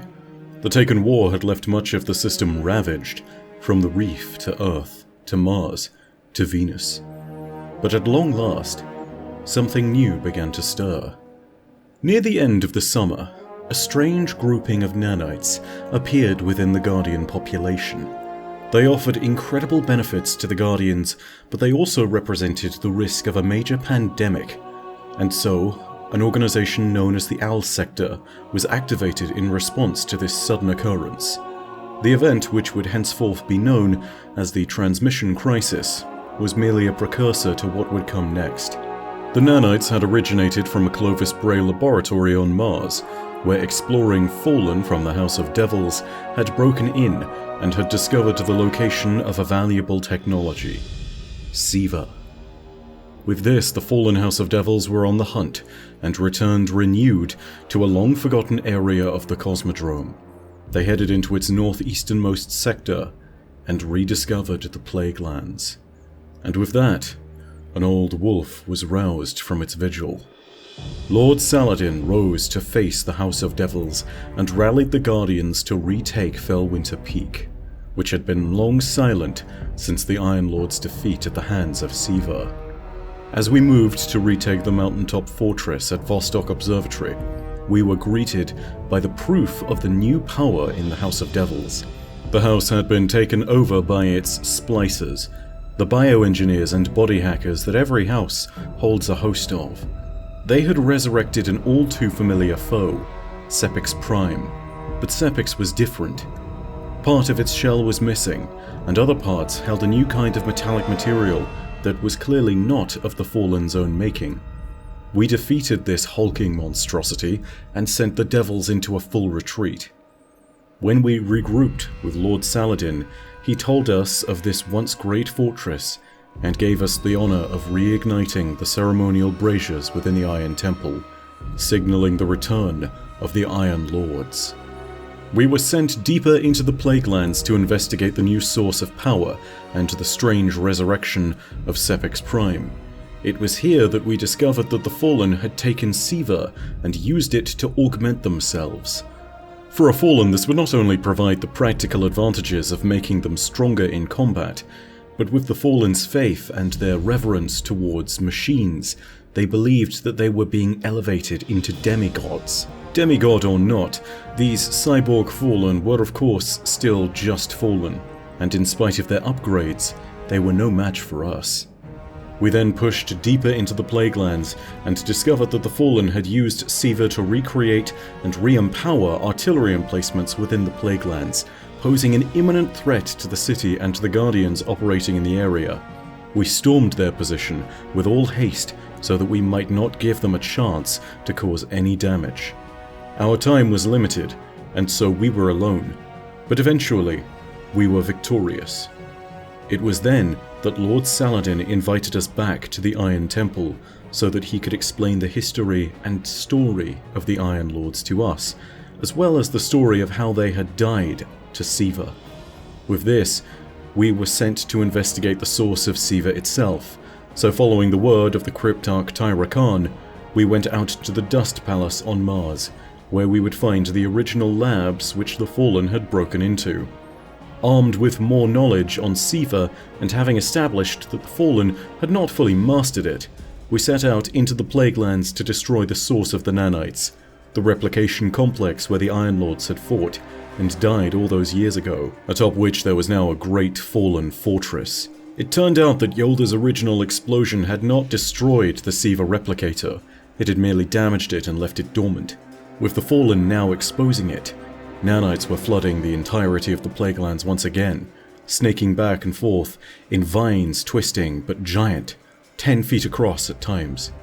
Siva was on the move, and we had to stop it.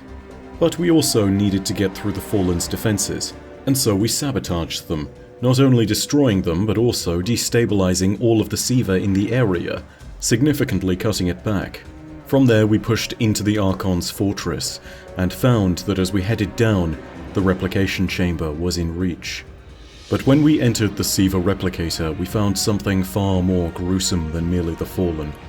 We found that Siva had taken the bodies and weapons of the Iron Lords and had not killed them, but had twisted them and broken them, transforming their bodies and weapons into horrifying mockeries of what they once were. These were Siva Iron Lords, light weaponized against our light, and with that, we had no choice left but to free them and to kill the reanimated remains of these Iron Lords. Felwinter, Galeon, and Yolda met their final rest that day. With the battle won, we set the Siva replication complex to blow and fled with our lives as fast as we could. Upon returning to the Iron Temple and giving Saladin Yolda's old helmet, he knew that at long last his friends had been laid to rest. And with this he presented us with a new sword, the Young Wolf's Howl, declaring us to be the first in a new generation of Iron Lords. But there was one final trial that remained. Shiro IV, the Vanguard scout assigned to the Iron Temple, intercepted a Fallen transmission coming from deep within the Plaguelands. What he had intercepted was a message from the new leader of the House of Devils, who was beckoning all the Fallen in the system to come to the Plaguelands, to a place that he was referring to as the Perfection Complex. He invited them to be reborn as demigods with Siva in hand. And this could mean only one thing.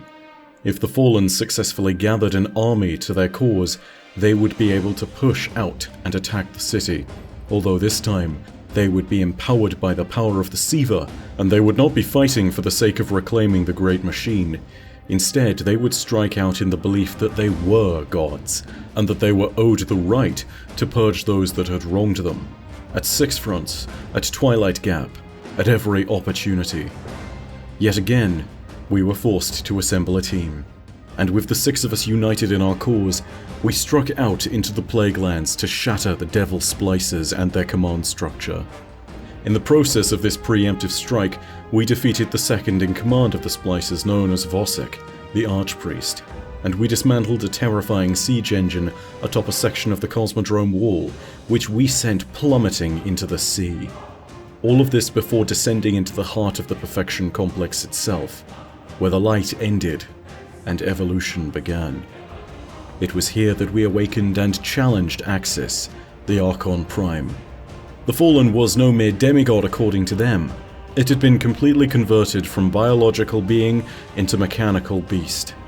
To the Fallen, Axis was a god. Not a demigod, not a pretender to some prophecy, but a true, fully fledged god.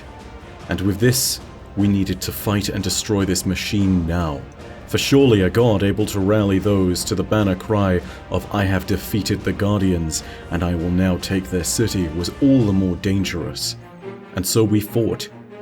But something that was quick to be realized by Axis was that evolution would not be enough. That's the thing about light. It shines where you least expect it, and even at the darkness where it ends, it can break through. Having broken the splices and left them leaderless, a new age dawned upon the city. We were triumphant, and the city was secure. And thus began what is known as the Age of Triumph. We took to celebrate our great victory over the many powers that had risen against us. The whole of the city embraced what would be a new era of short peace. The children who were once frightened by the stories no longer being told and the dark forces that were encroaching upon the system were no longer frightened at all. But the signs that this age was short-lived were already present. Eris Morn would abandon the tower, heading out into the deep black to face the enemies of humanity once again. And in addition, the Fallen broke ranks, abandoning their old allegiances and leaving their armory and heraldry to burn. At first, humanity saw the retreat as a joyous sign of victory. The 100-year siege in which the city had endured at the hands of the Fallen had finally come to an end. But alas, with the siege broken, a far greater power was waiting in the wings. A power that would strike hard and fast at our ranks and would pose the greatest challenge to us that we had ever suffered. The Age of Triumph would be closed dramatically, under a red shadow, led by a dominating commander. And his name would be Gaul.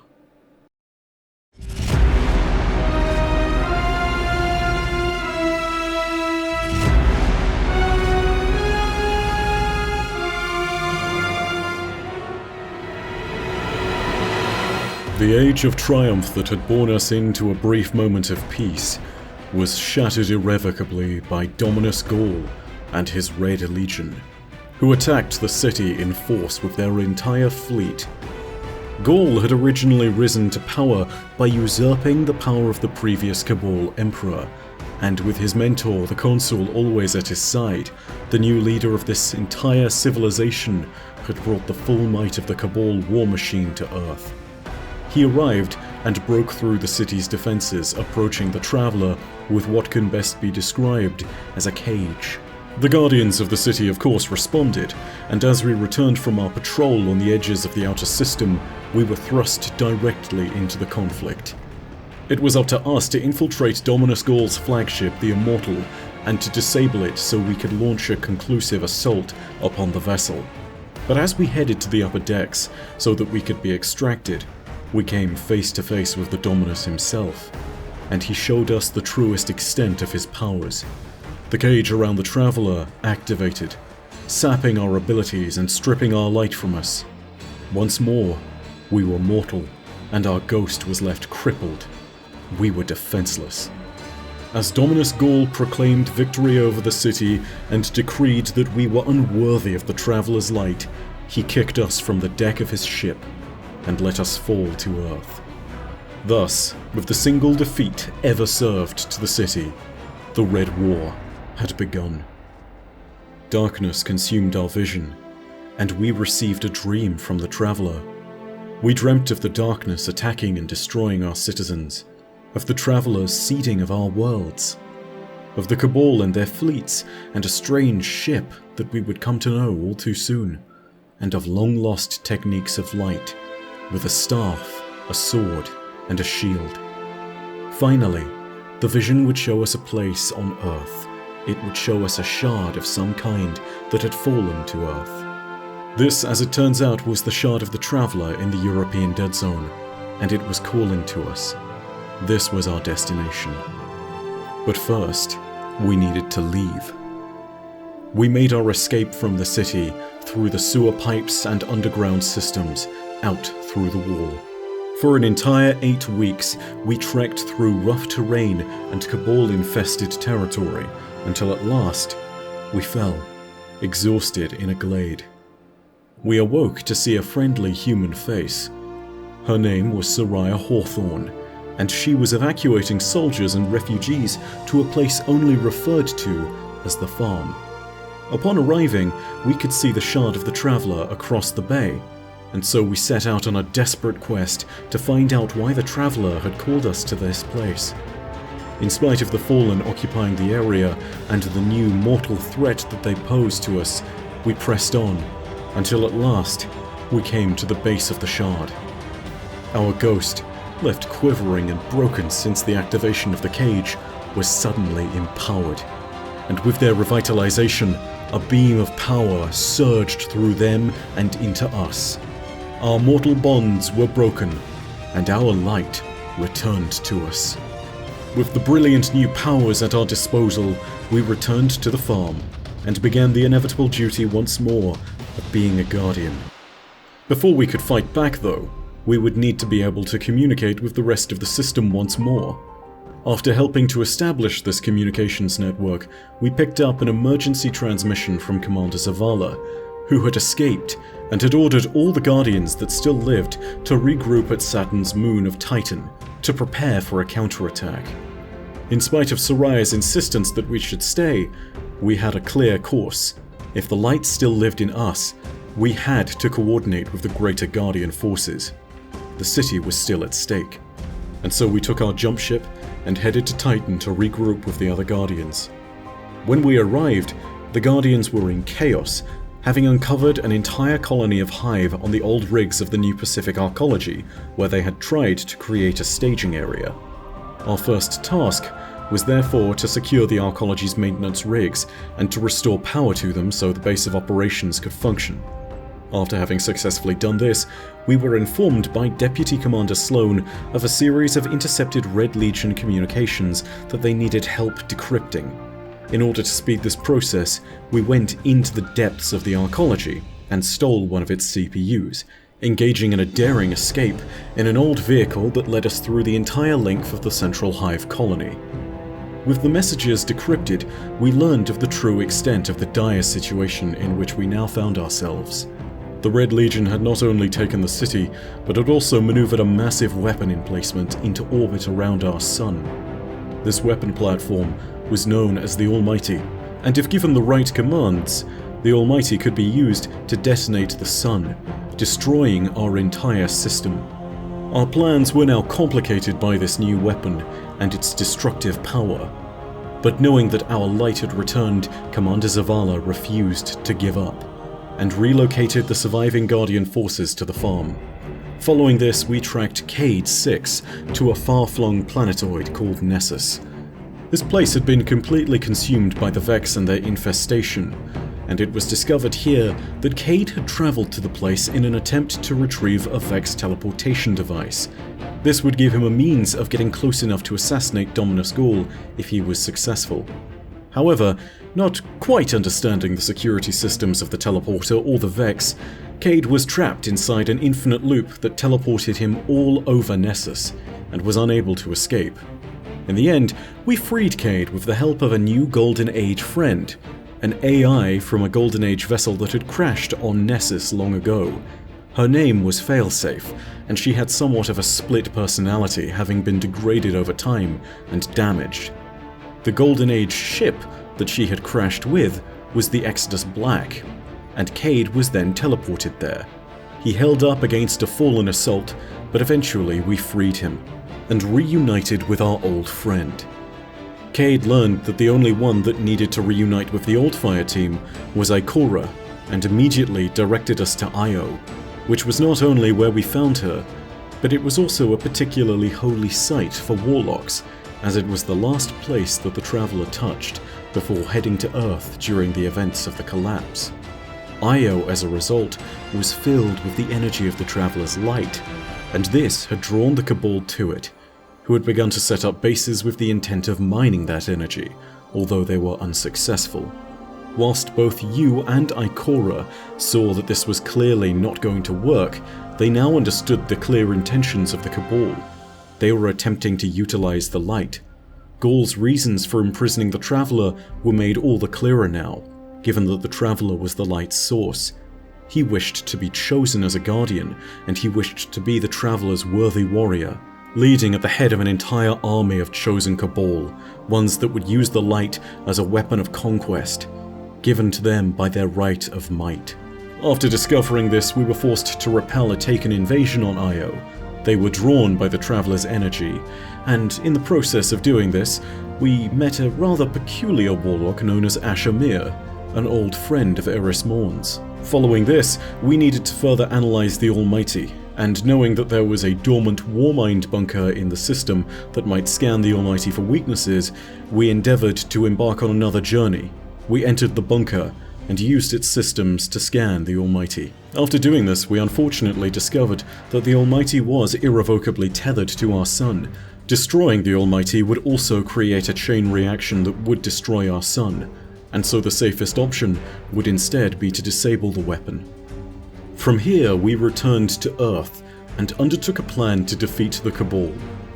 The commander of the European Dead Zone's Cabal force, Thumos the Unbroken, was holed up in his ship, the Urbas Ventura. Killing him was something that would aid the resistance efforts, but he was a linchpin to the plan. Killing him would give us access to his personal shuttle codes, a shuttle that would be registered with the Cabal IFF system. This meant that we'd be able to board the shuttle, get close to the Almighty, and then enter it to shut it down. At the same time, the city would be attacked by the joint forces of the Guardians, who would make a final desperate bid to place the Vex teleporter as close to Gaul's command ship as possible. Following this, we would return from the Almighty, and then hopefully find the city's forces that had besieged the Cabal within the city itself, use the teleporter, and then defeat Dominus Gaul. All the while that this was happening, Gaul had been talking with the Speaker, who he had captured during the initial assault on the city. They spoke constantly, trading jabs and insults and occasionally trading knowledge. All of this continued up until the point that there was an attack on the Almighty, and the Speaker made a stunning confession to Gaul that, contrary to popular belief that he himself had helped to propagate, the Traveler did not speak to him, and that during his entire time guiding the city as its patriarch, he had allowed everyone around him to perpetuate this ignorant, foolish belief. This, along with the constant irritation that the Consul had always offered, left Gaul enraged. He killed the Consul and left the Speaker to die, and endeavored to force the Traveler's light upon himself. He would not be chosen. He would do as the Cabal did. He would take the light. When we finally disabled the Almighty, and our plans started to fall into action, we returned and arrived to the city. Our shuttle was shot down not far from where Zavala, Ikora and Cade were, but the Vanguard fire team was wounded on a rooftop, and we had to head through the Vex teleporter and stop Gaul alone. We were the only ones with the light, and we were the only ones that could stop him from taking over the system and draining the Traveler's power. We boarded the Almighty and faced Gaul on the topside deck of his flagship, where we discovered that he had grossly empowered himself with the light and had gained the ability to use some of our own powers. Now, a terrible menace in combat, Gaul pursued us and battled us across the deck of his ship. But the light that the Cabal had stored was not enough power for Gaul to defeat us, and so, eventually, we fought him back. Continually, he re-empowered himself with the power of the light. Every time, it would burn him back, dealing more damage to him, until eventually, our light proved stronger. Gaul fell, and we proved once and for all that Guardians were chosen. But this death was not the last thing we would see of him. Gaul was able to temporarily manifest as some kind of massive avatar of himself. In his new titanic form, he believed himself to be a god. He believed himself victorious, and he told the city below to witness the dawning of a new age. And it would be the dawning of a new age, but Gaul would not be a part of it. For he had forgotten about the greatest of humanity's saviors, the one that would ultimately deliver us through the time of darkness. He had forgotten about the Traveler. It was at this moment that the bonds of the cage broke, being unable to contain the new power waking within. The Traveler arose once more, and Gaul was burnt away by its light before the cage and the outer shell utterly shattered. The Traveler was free.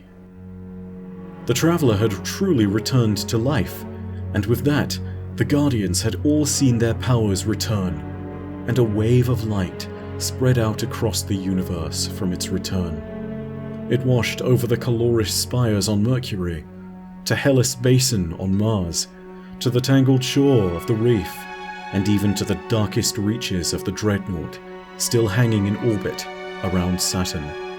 It reached out further and further into the universe, illuminating our whole galaxy. But when it finally reached the dark space beyond, it was stopped. The light's return had awakened its equal. Just as the warlock Ulan Tan dictated, where there is light, by the nature of the universe's symmetry, you must also have shadow. And so it was that the ancient enemy of the Traveler, the darkness, was also awakened once more. Before we could truly feel the repercussions of the Traveler's return, we had one final mystery to attend to. In the new tower, an invitation was left for us. It congratulated us on our murder of Dominus Gaul. It was from a certain Emperor Callus, and he had invited us to join him at his Leviathan, to test ourselves, and to, as he would put it, grow fat from strength. We boarded this massive vessel, which it turned out we had seen in our vision from the Traveler. The vessel had begun to consume and orbit the planetoid of Nessus, using it for fuel and sustenance, and it was clear that Callus at this point was a Cabal, the Cabal being the only ones capable of not only hosting a series of Cabal soldiers, but also of designing a machine that could consume an entire planet. Beyond all of this, it was clear that Callus was indeed the former Emperor of the Cabal, the one that Dominus Gaul had deposed. Callus then put us through a series of 3 tests in order to determine our worth as warriors, before we found ourselves standing before him in his ornate throne room. What ensued was a battle against the former Emperor.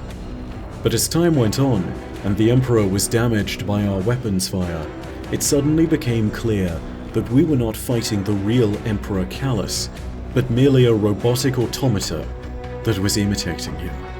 Upon defeating the machine, we heard it speak of how it had seen a power greater than our light, and that we should heed its word, take these rewards, and grow fat from strength. We were then handsomely rewarded, and it was made clear that we had not seen the last of this mysterious Emperor Callus, or these crazed automata that he would speak through.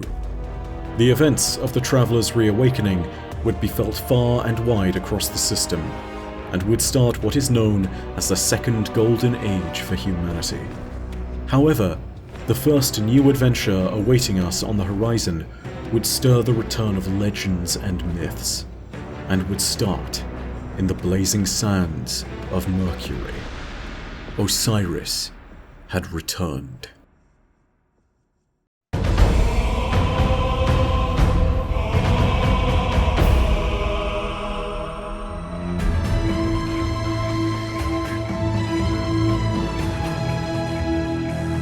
With the pulse of light emanating from the Traveler, the whole system awakened with activity, not the least of which came from the Vex on Mercury.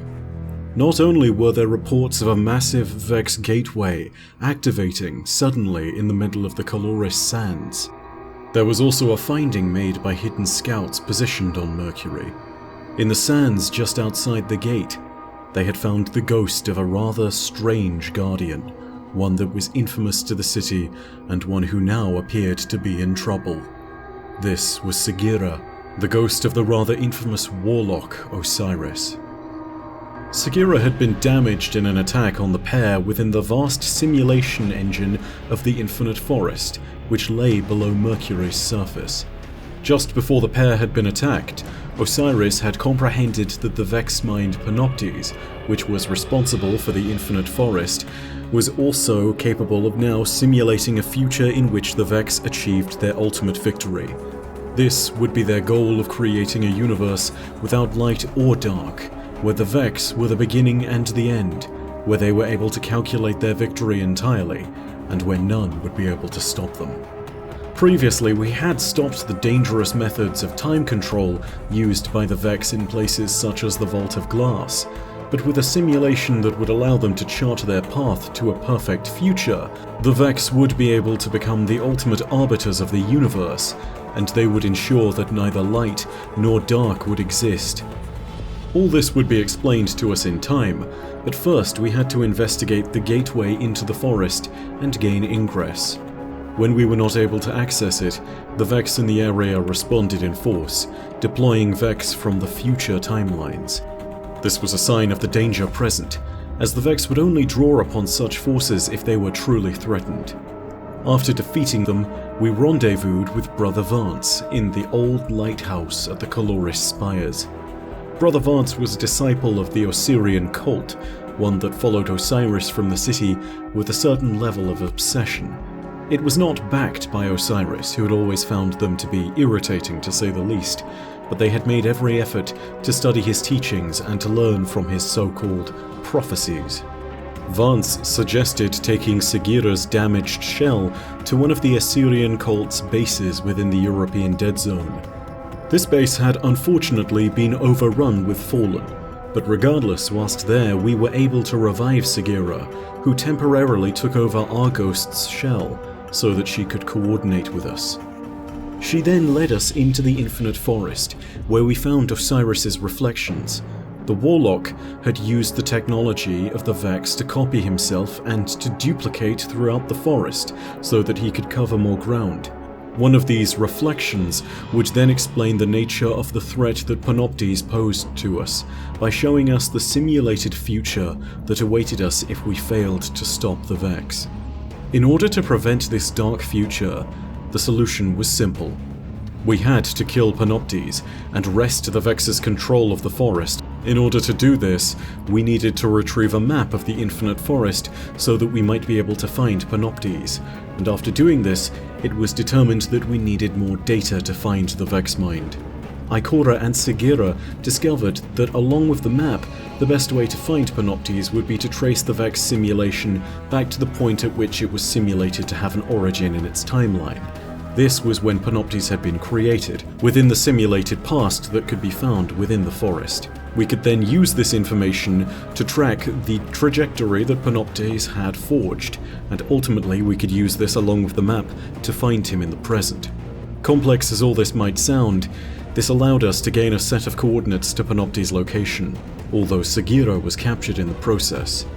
After being ejected from the Infinite Forest, Ikora Rey met us at Mercury, and forced the gateway open for us again so that we could head to those coordinates where Panoptes would end up. There, we battled with the Vex mind, and with the aid of the Warlock Osiris and his reflections, we defeated it utterly. After defeating the Vex mind, Osiris took his first steps outside the forest since he had entered it upon his exile, and exchanged a few kind words with his student, Ikora Rey, before returning to guard over the forest and to keep the Vex in check, once and for all. However, our adventures with the Vex did not end here. One day, our team ventured back into the Leviathan and found our way through its engine room. After being assaulted by Cabal forces for our intrusion, Callus himself called the attack off and stated that perhaps we could help the Cabal with an engine problem that they had developed. Upon further inspection, as we were blasted into the smelting core of the Leviathan, it was seen that it had swallowed the entirety of the planet core mind of Nessus. a massive Vex that would be known as Argos. Argos had activated a defensive shield that had stopped all momentum within the Leviathan's furnaces, immobilizing it and preventing it from going any further or performing some of its standard functions. However, through teamwork and with the application of the plentiful firepower that we had gathered, we were able to destroy the Vex core mind, and we were saved from annihilation by Callus, and once again, for our efforts we were handsomely rewarded. But old powers were stirring and returning to life once more, and they would be the next ones to shake the system.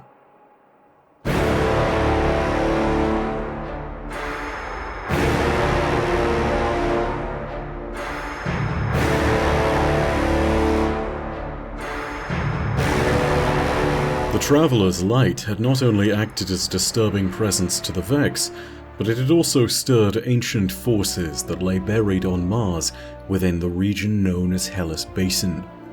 We intercepted a distress signal coming from the area, which turned out to be none other than the notorious gunslinger Anna Bray. It turned out that Anna had not in fact fallen at the Battle of the Twilight Gap, but had instead deliberately faked her own death so that she could pursue her heritage and more knowledge on the Warmind Rasputin. The Vanguard had always hounded her for the pursuit of this knowledge, and now she could pursue it in peace.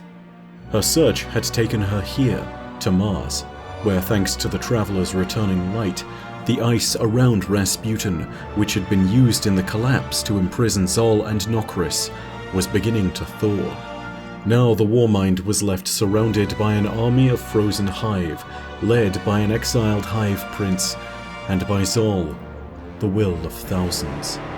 After reclaiming the Brave facilities and having a run-in with Zavala, Anna and the commander immediately fell into conflict over the course of action that should be taken against Xol and Nokris. Anna believed that the Warmind Rasputin, if correctly directed and encouraged, could work as their ally, whereas Zavala saw it as dangerous and as a tool that needed to be brought under control and contained, and then never used.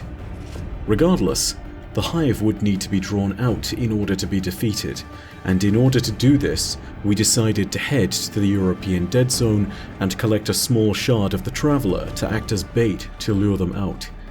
In this encounter, Anna Bray demonstrated a remarkable ability to coordinate Rasputin and to get him to break down the taken shielding that was locking the shard of the Traveler in place. With this, we headed deep into the Hive lair that held Nokris, and we defeated the Herald of Xol, planting the bait for the greater threat of the Worm God itself. When finally we confronted the Worm God, we were utterly powerless, and its darkness was so intense that it was capable of immobilizing us and leaving us for dead under a collapsing snowbank. Fully awakened, Xol would now make a desperate push for the Warmind and its critical systems in a bid to take it out once and for all.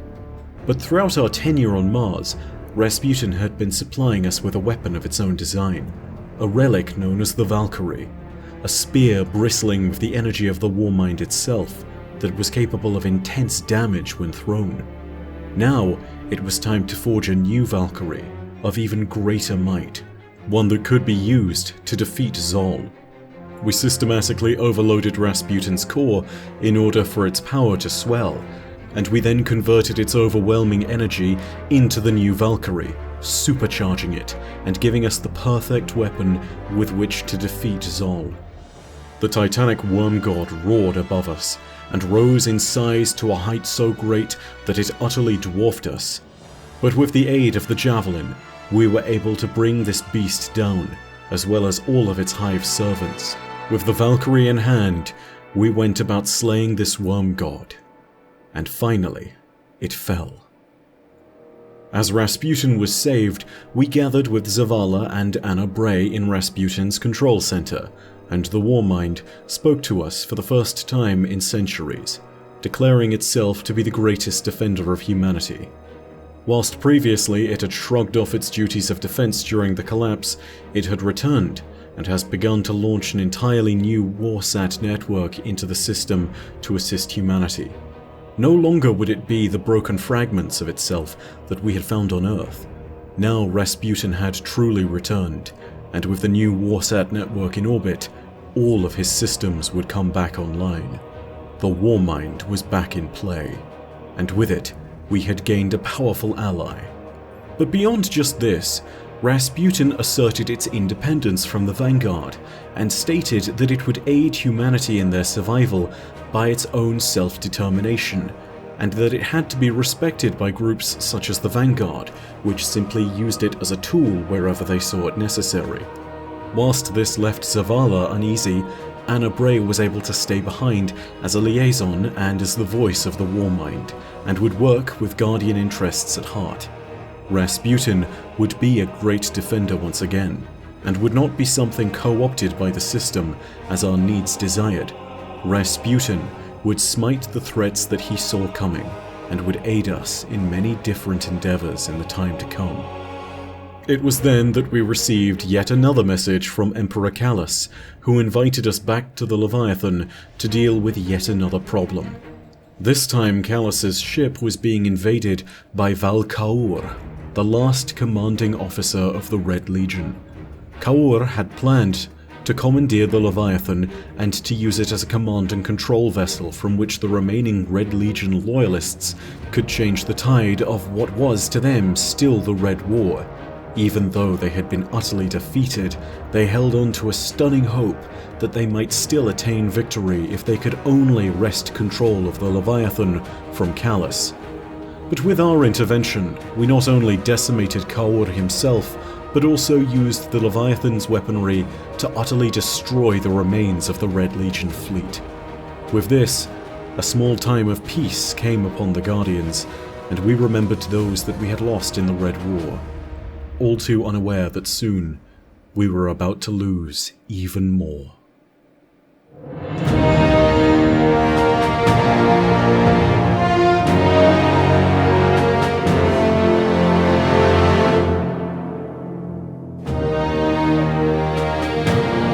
The final act of the story so far began with a voice inside the mind of the Prince of the Reef, Prince Uldren.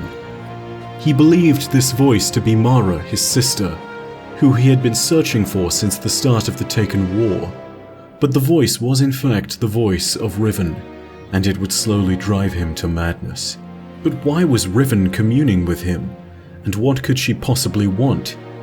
The explanation is better understood if we step back to the unseen events of the Taken War. As Oryx assaulted Mara's fleet, he had been able to gain access to the Dreaming City. Here, he found Riven, the last of the species of dragons known as Ahamkara. The two of them addressed each other, and Oryx asked Riven if she wanted him to take her. To this, Riven skillfully replied, "Only if you wish it." As Oryx took her, he had unknowingly been tricked, and Riven had bound him to a contract of wish magic, meaning that she had still been taken, but that the binding for her was different. When Oryx perished, unlike the Taken, who were beholden to a higher power, she was able to regain a semblance of her free will. With this, Riven was free to do as she pleased, and it is believed that in this time she made another wish with another Hive God, the Hive God Savathun. This would result in Riven sending ripples throughout the system, down a path of delicately manipulated threads that would start with a brother driven mad with grief and would end in the possible doom of the awoken people. Uldren would be led to discover a heretical fallen Archon, and he would save his life. The name of the Archon was Fikrul, and he was resurrected with ether that had been scorched into dark ether, heavy with Taken energy. He had become the first of the Scorn, an entirely new race made up of the freakishly mutated Fallen that had been brought back from the dead as mindless slaves.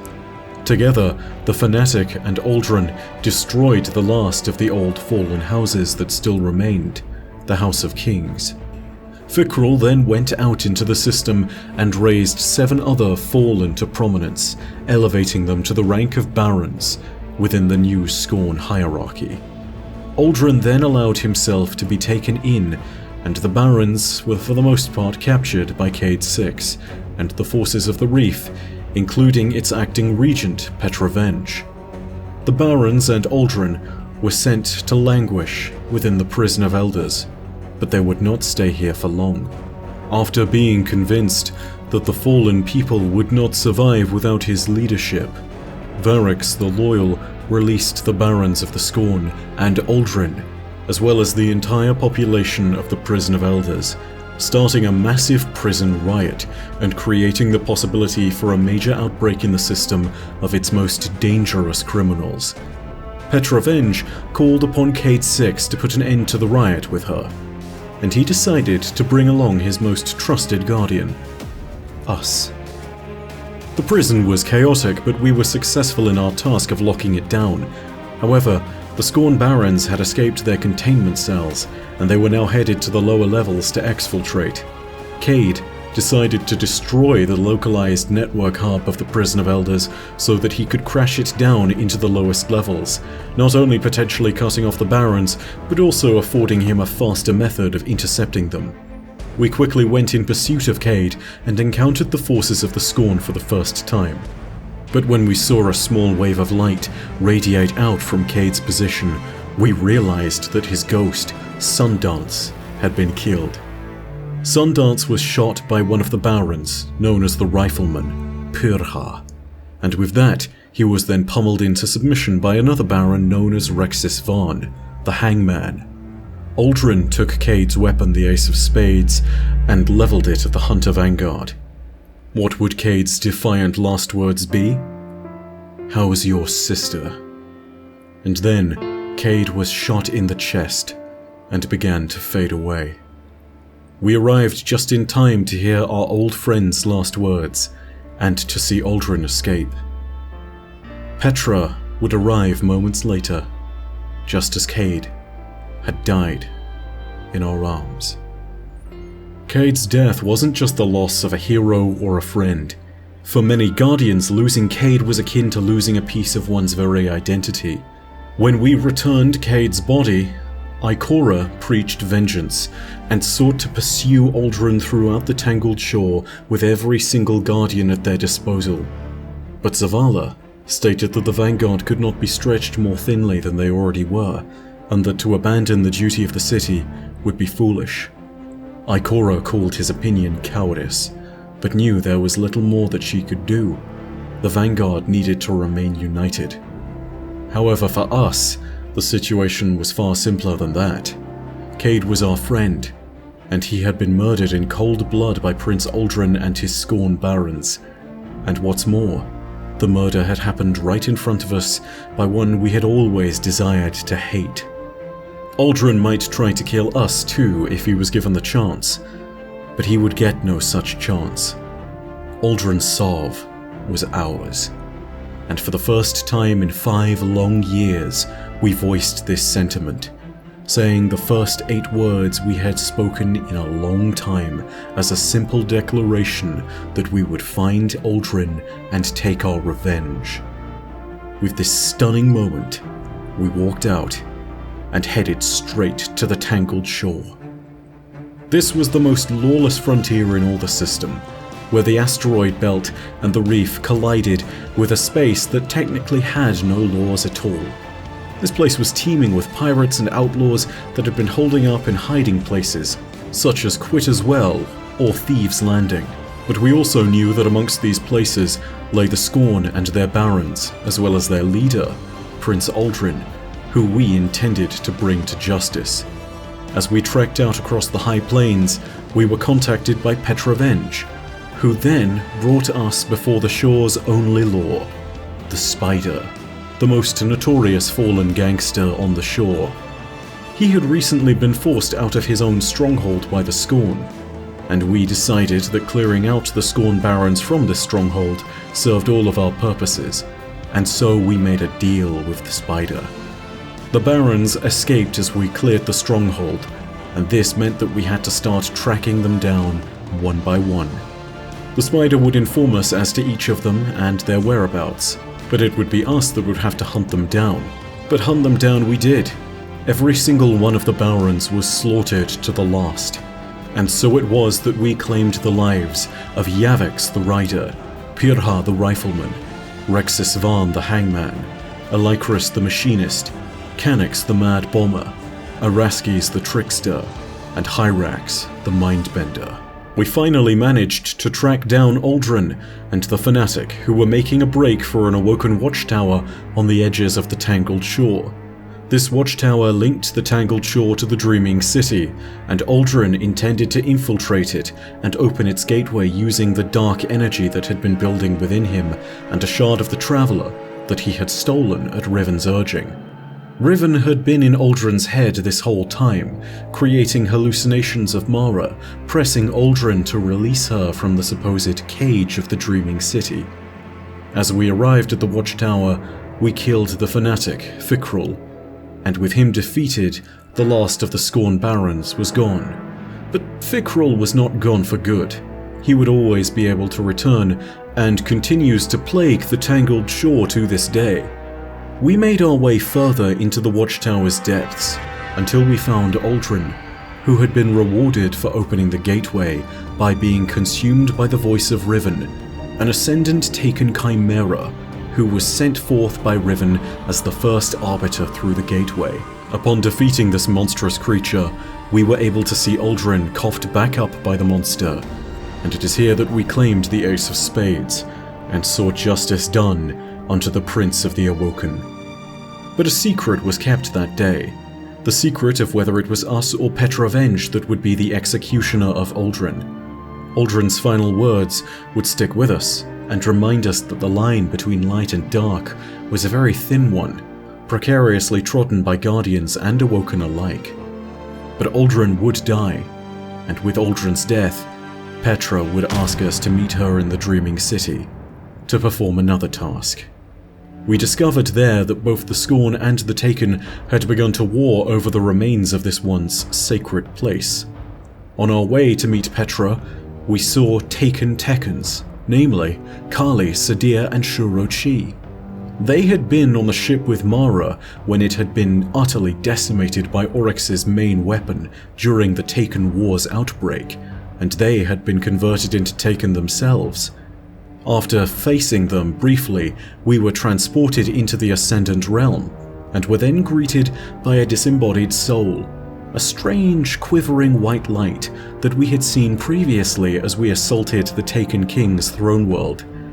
But this time the light communicated with us, and it turned out that it was Toland, who greeted us and called us foolish, but warned us that this place was only made for the plots and schemes of gods and queens. He led us back to the Ascendant Plane, where we would find Petravenge. When we discovered Petra, we met her at a grand machine known as the Oracle Engine, which was capable of reaching out across space to transport and communicate individuals and their wills. Through this, the supposedly dead monarch of the Awoken, Mara Sov, reached out and spoke to us and Petra, revealing that it was indeed Riven that had corrupted and manipulated Uldren. This was not some manifestation of Riven's will, however. The Oracle Engine was a purely Awoken creation, and it was indeed Mara this time. For the sin of Riven's usurpation of her brother's will, there would be nothing short of an extreme response. Petra was instructed by Mara to gather a team of Guardians and to assault Riven in the heart of the Dreaming City. We would once again assemble a raid team and march upon the great fortress of the enemy. Riven, who was now trapped in the Queen's Walk, was holed up like a commander inside their tower. We would breach their defenses and strike them down. In the path to Riven stood many obstacles, including two of the Tekens, Kali and Shuro-Chi. We freed both of them from their Taken bondage, and they talked to us on the nature of Riven's power. We also heard the voice of Riven, speaking to us through the many voices of our friends. It was clear that this was an attempted manipulation, but still, we pressed on, taking down a Spire Keeper, and finally, unlocking the mechanism of the vault that opened onto the Queen's Walk. After we had faced all of these challenges, it was hard not to think of the words of Riven. The fact that she had indeed seen our great wish, and seen that we wished to kill her. Riven was pleased by the power of this wish. 6 immortal god-killers were coming through all of her defenses and using their light to crush enemies in their way, all so that they could reach Riven, all so that they could kill her. It is delightful to wish and bargain with an Ahamkara, but only as long as you do not see what they intend for you, and many that bargain with the Ahamkara will lose. As we went down to the Queen's Walk to face Riven, we saw the last of the Ahamkara for ourselves. Titanic in her size, and with her new taken powers at her disposal, Riven truly was one of the most terrifying threats that we had ever faced. But our desire for vengeance outweighed any taken power she possessed, and our light burned with anger. It was this monster that had corrupted Uldren, and indirectly it was this monster that had slain our friends. We struck out, not just with light, but with rage. We slew the last dragon, and finally the legacy of the Great Hunt was complete. Riven was slain. But of course, as all Ahamkara are able to do, she was able to commune with us, and even beyond her death, there was more to be done. We rushed her heart to the Tekkens so that they might contain it, Shurochi and Cowley now being lucidly returned to the light. And when we had contained her heart, Riven told us that ours was not in fact the last wish, and that one wish granted deserved another. I cannot wait for you to see what she wished for. Those were the words that Riven spoke to us. And this wish would be made oh so very clear when we returned to the Dreaming City. Riven had unleashed a curse upon it. The blight that had once only been found within the inner sanctum closest to Riven's control was now all over the Dreaming City, and Riven had reached out one last time, irrevocably changing this space. 6 powerful Godslayers had unleashed their wills and wished for the death of the last Ahamkara, and this was fuel enough for a curse so dreadful that the Dreaming City still experiences it to this day. It runs in a 3-week cycle, with 1 week being relatively calm, 1 having middling corruption, and 1 where the corruption is almost complete. The cycle, as far as we can tell, infinitely repeats, and there are hints that the blade transform mind Koria that was taken by Oryx long ago may be involved, although speculation on this particular matter is highly unclear. What we do know is that the source of the corruption came from a great structure below the Blind Well, from a hallway known as the Confluence. The Blind Well itself was a mechanism constructed by the Awoken long ago that could be used to siphon our light into a powerful charge that would build over 3 weeks. This would charge the gateway found at the Confluence and allow us ingress into the Ascendant Realm. It was there that we entered a throne world, one of an incredible design, an Awoken throne world. This was how Mara had survived the attack from the beginning of the Taken War. She had not truly died. She had been trapped within Oryx's netherworld, but when he had died, she was able to make it back to the shores of this place known as Eleusinia. The structure, however, was broken and damaged. Oryx's agents had defiled this place, and now it was occupied by another hive, one of the supposed daughters of Savathun herself, a witch known as Dul Inkaru. She was apparently the source of the corruption, and she was able to be destroyed, but only at the apex of the corruption in the 3-week cycle. And no matter how many times she had been killed, the cycle would still repeat, and she would always come back. In addition, we were able to enter the Oracle Engine every 3 weeks, and would be transported to Mara, who had set up her court in view of the Milky Way. We were able to hear her input on the situations that were manifesting over the next few months, and it was at this moment that we saw her examine the darkness, commune with the Nine, chastise us for killing Uldren, verbally abuse our ghost, who had believed that she had been stewing in inaction, and finally, she would bid us farewell, in order to go off and play another part in the cosmic war that was fast approaching.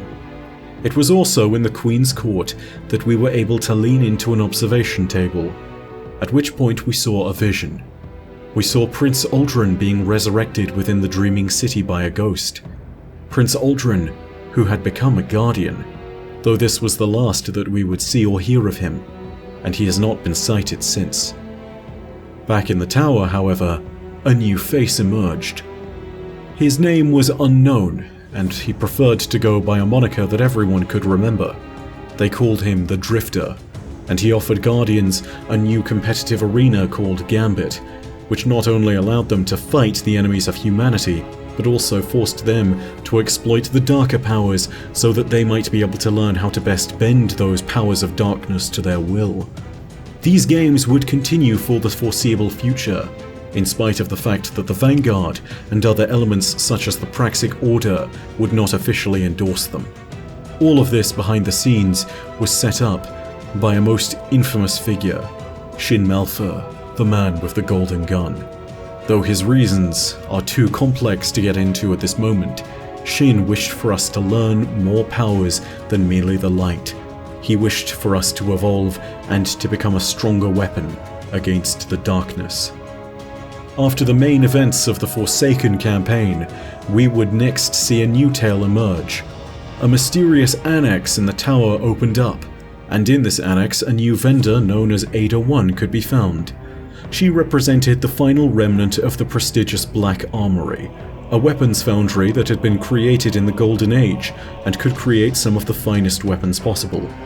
Ada 1, however, did not trust the Guardians at first, given that during the Dark Age, when she had been resurrected as an Exo, there were many ensuing warlords, or rogue risen, that had made an effort to kill her and other members of the Black Armory team. Ada 1, to this day, is the only survivor. After recapturing forges for her, and eventually decrypting the secrets of the Black Armory, Ada would begin to trust us. And with that, we helped her hunt down and reactivate a series of devices across the system with which we could forge new implements of war. In this process, we discovered a fallen crime syndicate known as the Kel's Scourge, led by a fallen known as Civix, lost to none. The gang was intent on supplying weapons with Black Armory technology in them to any who would be willing to buy, Civix's only priority seemingly being to create anarchy across the system. At a certain point, Civix and the Kel's Scourge grew bold enough to even make a daring attack on the city. Not a full-fledged attack like Twilight Gap or Six Fronts, but merely a break-in, where they weakened the defenses around a Black Armory vault in the old ruined Botza district, a vault known as Vault Ebisu. Inside lay not only precious Black Armory wares, but also the Black Armory's history. It was crucial that we recovered this. Using Black Armory and Fallen technology, however, the Kel's Scourge had constructed a giant Fallen mechanism known as Insurrection Prime, which we destroyed and defeated, saving the Black Armory's vault from being completely plundered. Finally, in the process of reforging a powerful weapon once used by Ada, we would kill Civix and end the threat of the Kel's Scourge for good. This would allow us to return the weapon to Ada, and we would discover that she had used it to defend the Black Armory's founder and her former mother, Henrietta Mehran. It turned out that the Black Armory papers, another relic salvaged from Vault Ebisu and the various Fallen that we killed them off, had indeed also contained notes about Ada 1 and her creation. Henrietta documented all of her thoughts in them, and when we recovered all the pages, Ada thanked us, maybe now at last trusting us. Then, we recovered one final piece of technology, an obsidian accelerator, unlocking the final purpose of Ada 1. She was a mobile forge, able to imbue the phase technology of the Black Armory at will. She had been a combination of both the exotechnology of Clovis Bray and the miraculous forges that the Black Armory had endeavored to create. She was the brainchild, not of Henrietta Mehran, but of her peer, Helga, who had always believed that despite Clovis Bray's somewhat more dubious nature, they were valuable and that their technology could be made to serve the armory. It turned out that she was indeed correct. Later in the year, we were invited by the Drifter to join in his games once again, and to take part in a new scheme that he called Gambit Prime.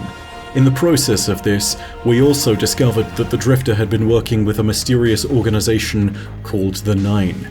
The organization reached out to the Drifter through their agents, namely the Emissary, who was once a guardian of the city and a retainer to the Awoken Queen known as Orin, now titled Orin the Lost after she went out to pursue the Nine after the death of her lover. In a series of invitations to understand, we were shown the truth of the relationship between the Drifter and Orin, as well as a few key moments and key truths and ponderings of the Nine regarding various other characters within Destiny's universe. The ninth and final of these invitations gave us a vision of the Drifter being told to keep Gambit running, as well as the attached activity of Reckoning.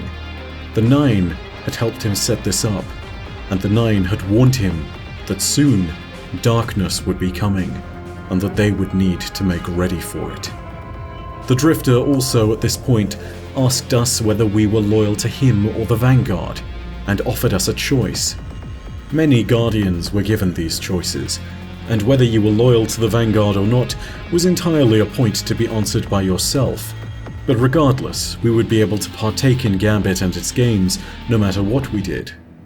Finally, at the start of the summer, we were contracted again by the joyful Emperor Calus, who invited us once more to grow fat from strength. Having seen us perform incredible feats across the system, it was Calus's belief that he could recruit us to become a Shadow. Shadows, in the context of Calus's Cabal, were powerful agents, assassins, generals, and leaders of Calus's forces. They always represented the apex of their species in every possible facet of their specialization. Shadows were given a certain amount of autonomy, but they were bound to Calus's will, and Calus had made it clear to us by this point that his goal was not to serve the light. Calus would relay to us a series of dubious histories known as the Chronicon that were likely doctored to approve a more loyalist-friendly version of history. Regardless, the encounter in question that is of most incredible note is that at one point during his exile, Calus supposedly encountered the darkness, and saw it to be the coming end of the universe. He then believed it to be his divine right and his divine purpose to usher in the Age of Darkness and prepare us all for the end of the world by allowing conflict to subside, and to allow as many as possible to live in harmony for the remainder of the universe's time. This was the purpose for which Calus wished to recruit us, and Calus would lead us into the menagerie where he had placed many challenges for us to prove our worth once again. And of course, as his moniker of Grow Fat from Strength would suggest, with these challenges came great rewards. After this, Calus asked us for one more favor in dispatching a Hive champion that had betrayed him. In his time of exile, Calus had retaken an Athenaeum world, an archival world of the Cabal. Within it, he found a Hive crown, which showed the potential to control the Hive swarms. Not wishing to wear the crown personally, lest it should corrupt him, Calus instead used the incredible gene manipulation technology of the Cabal to spawn a mighty warrior named Galran, titanic in his size. Galran had been edited to hold a greater strength of mind than the typical Cabal soldier. This was still pointless though, as Galran was corrupted within minutes of the Crown of Sorrow being placed upon his head. Calus therefore asked us to revoke this power and to bring him to heel, killing him, which we did in no short order. With Galran's fall came another period of uneasy calm, but as the year, filled with hard moments and grueling tests, came to a close for us, an entirely different chapter was about to begin.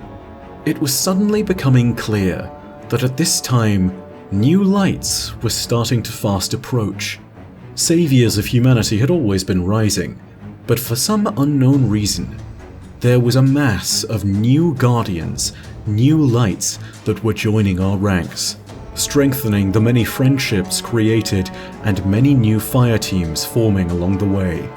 The Guardian Orders as a whole began to grow stronger as their numbers swelled, with Guardians returning from old frontiers and new lights joining our ranks. But this was all for the better, because on the horizon, the darkness was closer than we thought. Once again, it was brewing, and just as it had done before, it began to creep towards us. As it had done before at the Battle of Mare Imbrium, during the events of Crota's Rise, the moon would play host to nightmares, and these nightmares would find Eris Morn.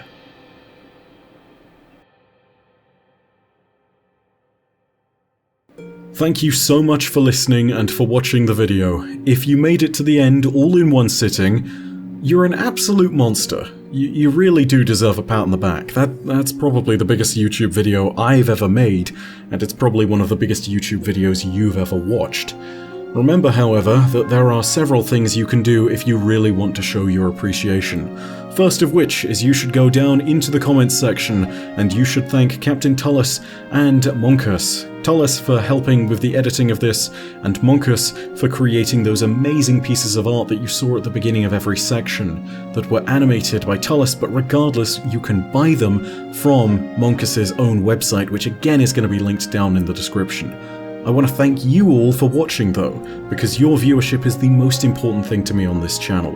And whilst you can do all sorts of other things to support, for free, what you can do right now is simply hit like on the video so we can share this with everyone else. And of course, if you want more Destiny commentary and more Destiny lore-related content, you can hit the subscribe button and the bell next to subscribe to stay up to date with email notifications. Of course, there is something else that you could possibly do if you are incredibly generous. You can either donate to my Patreon or you can join the channel memberships that I have available on YouTube. This, of course, is if I've got memberships enabled at this point in time. I'll need to see about that, but if you are so inclined and if you want to show your appreciation, that would be amazing. But do know, as always, that no matter what, your viewership is quite enough for me. I hope that you have enjoyed this monumental project that we poured our hearts and souls into, and I hope that you look forward to joining me in the world of Destiny. And to those of you that are new lights, to those of you that have only just started your journey as Guardians, I would simply say this to you: Per audacia ad astra. I'll see you, Starside.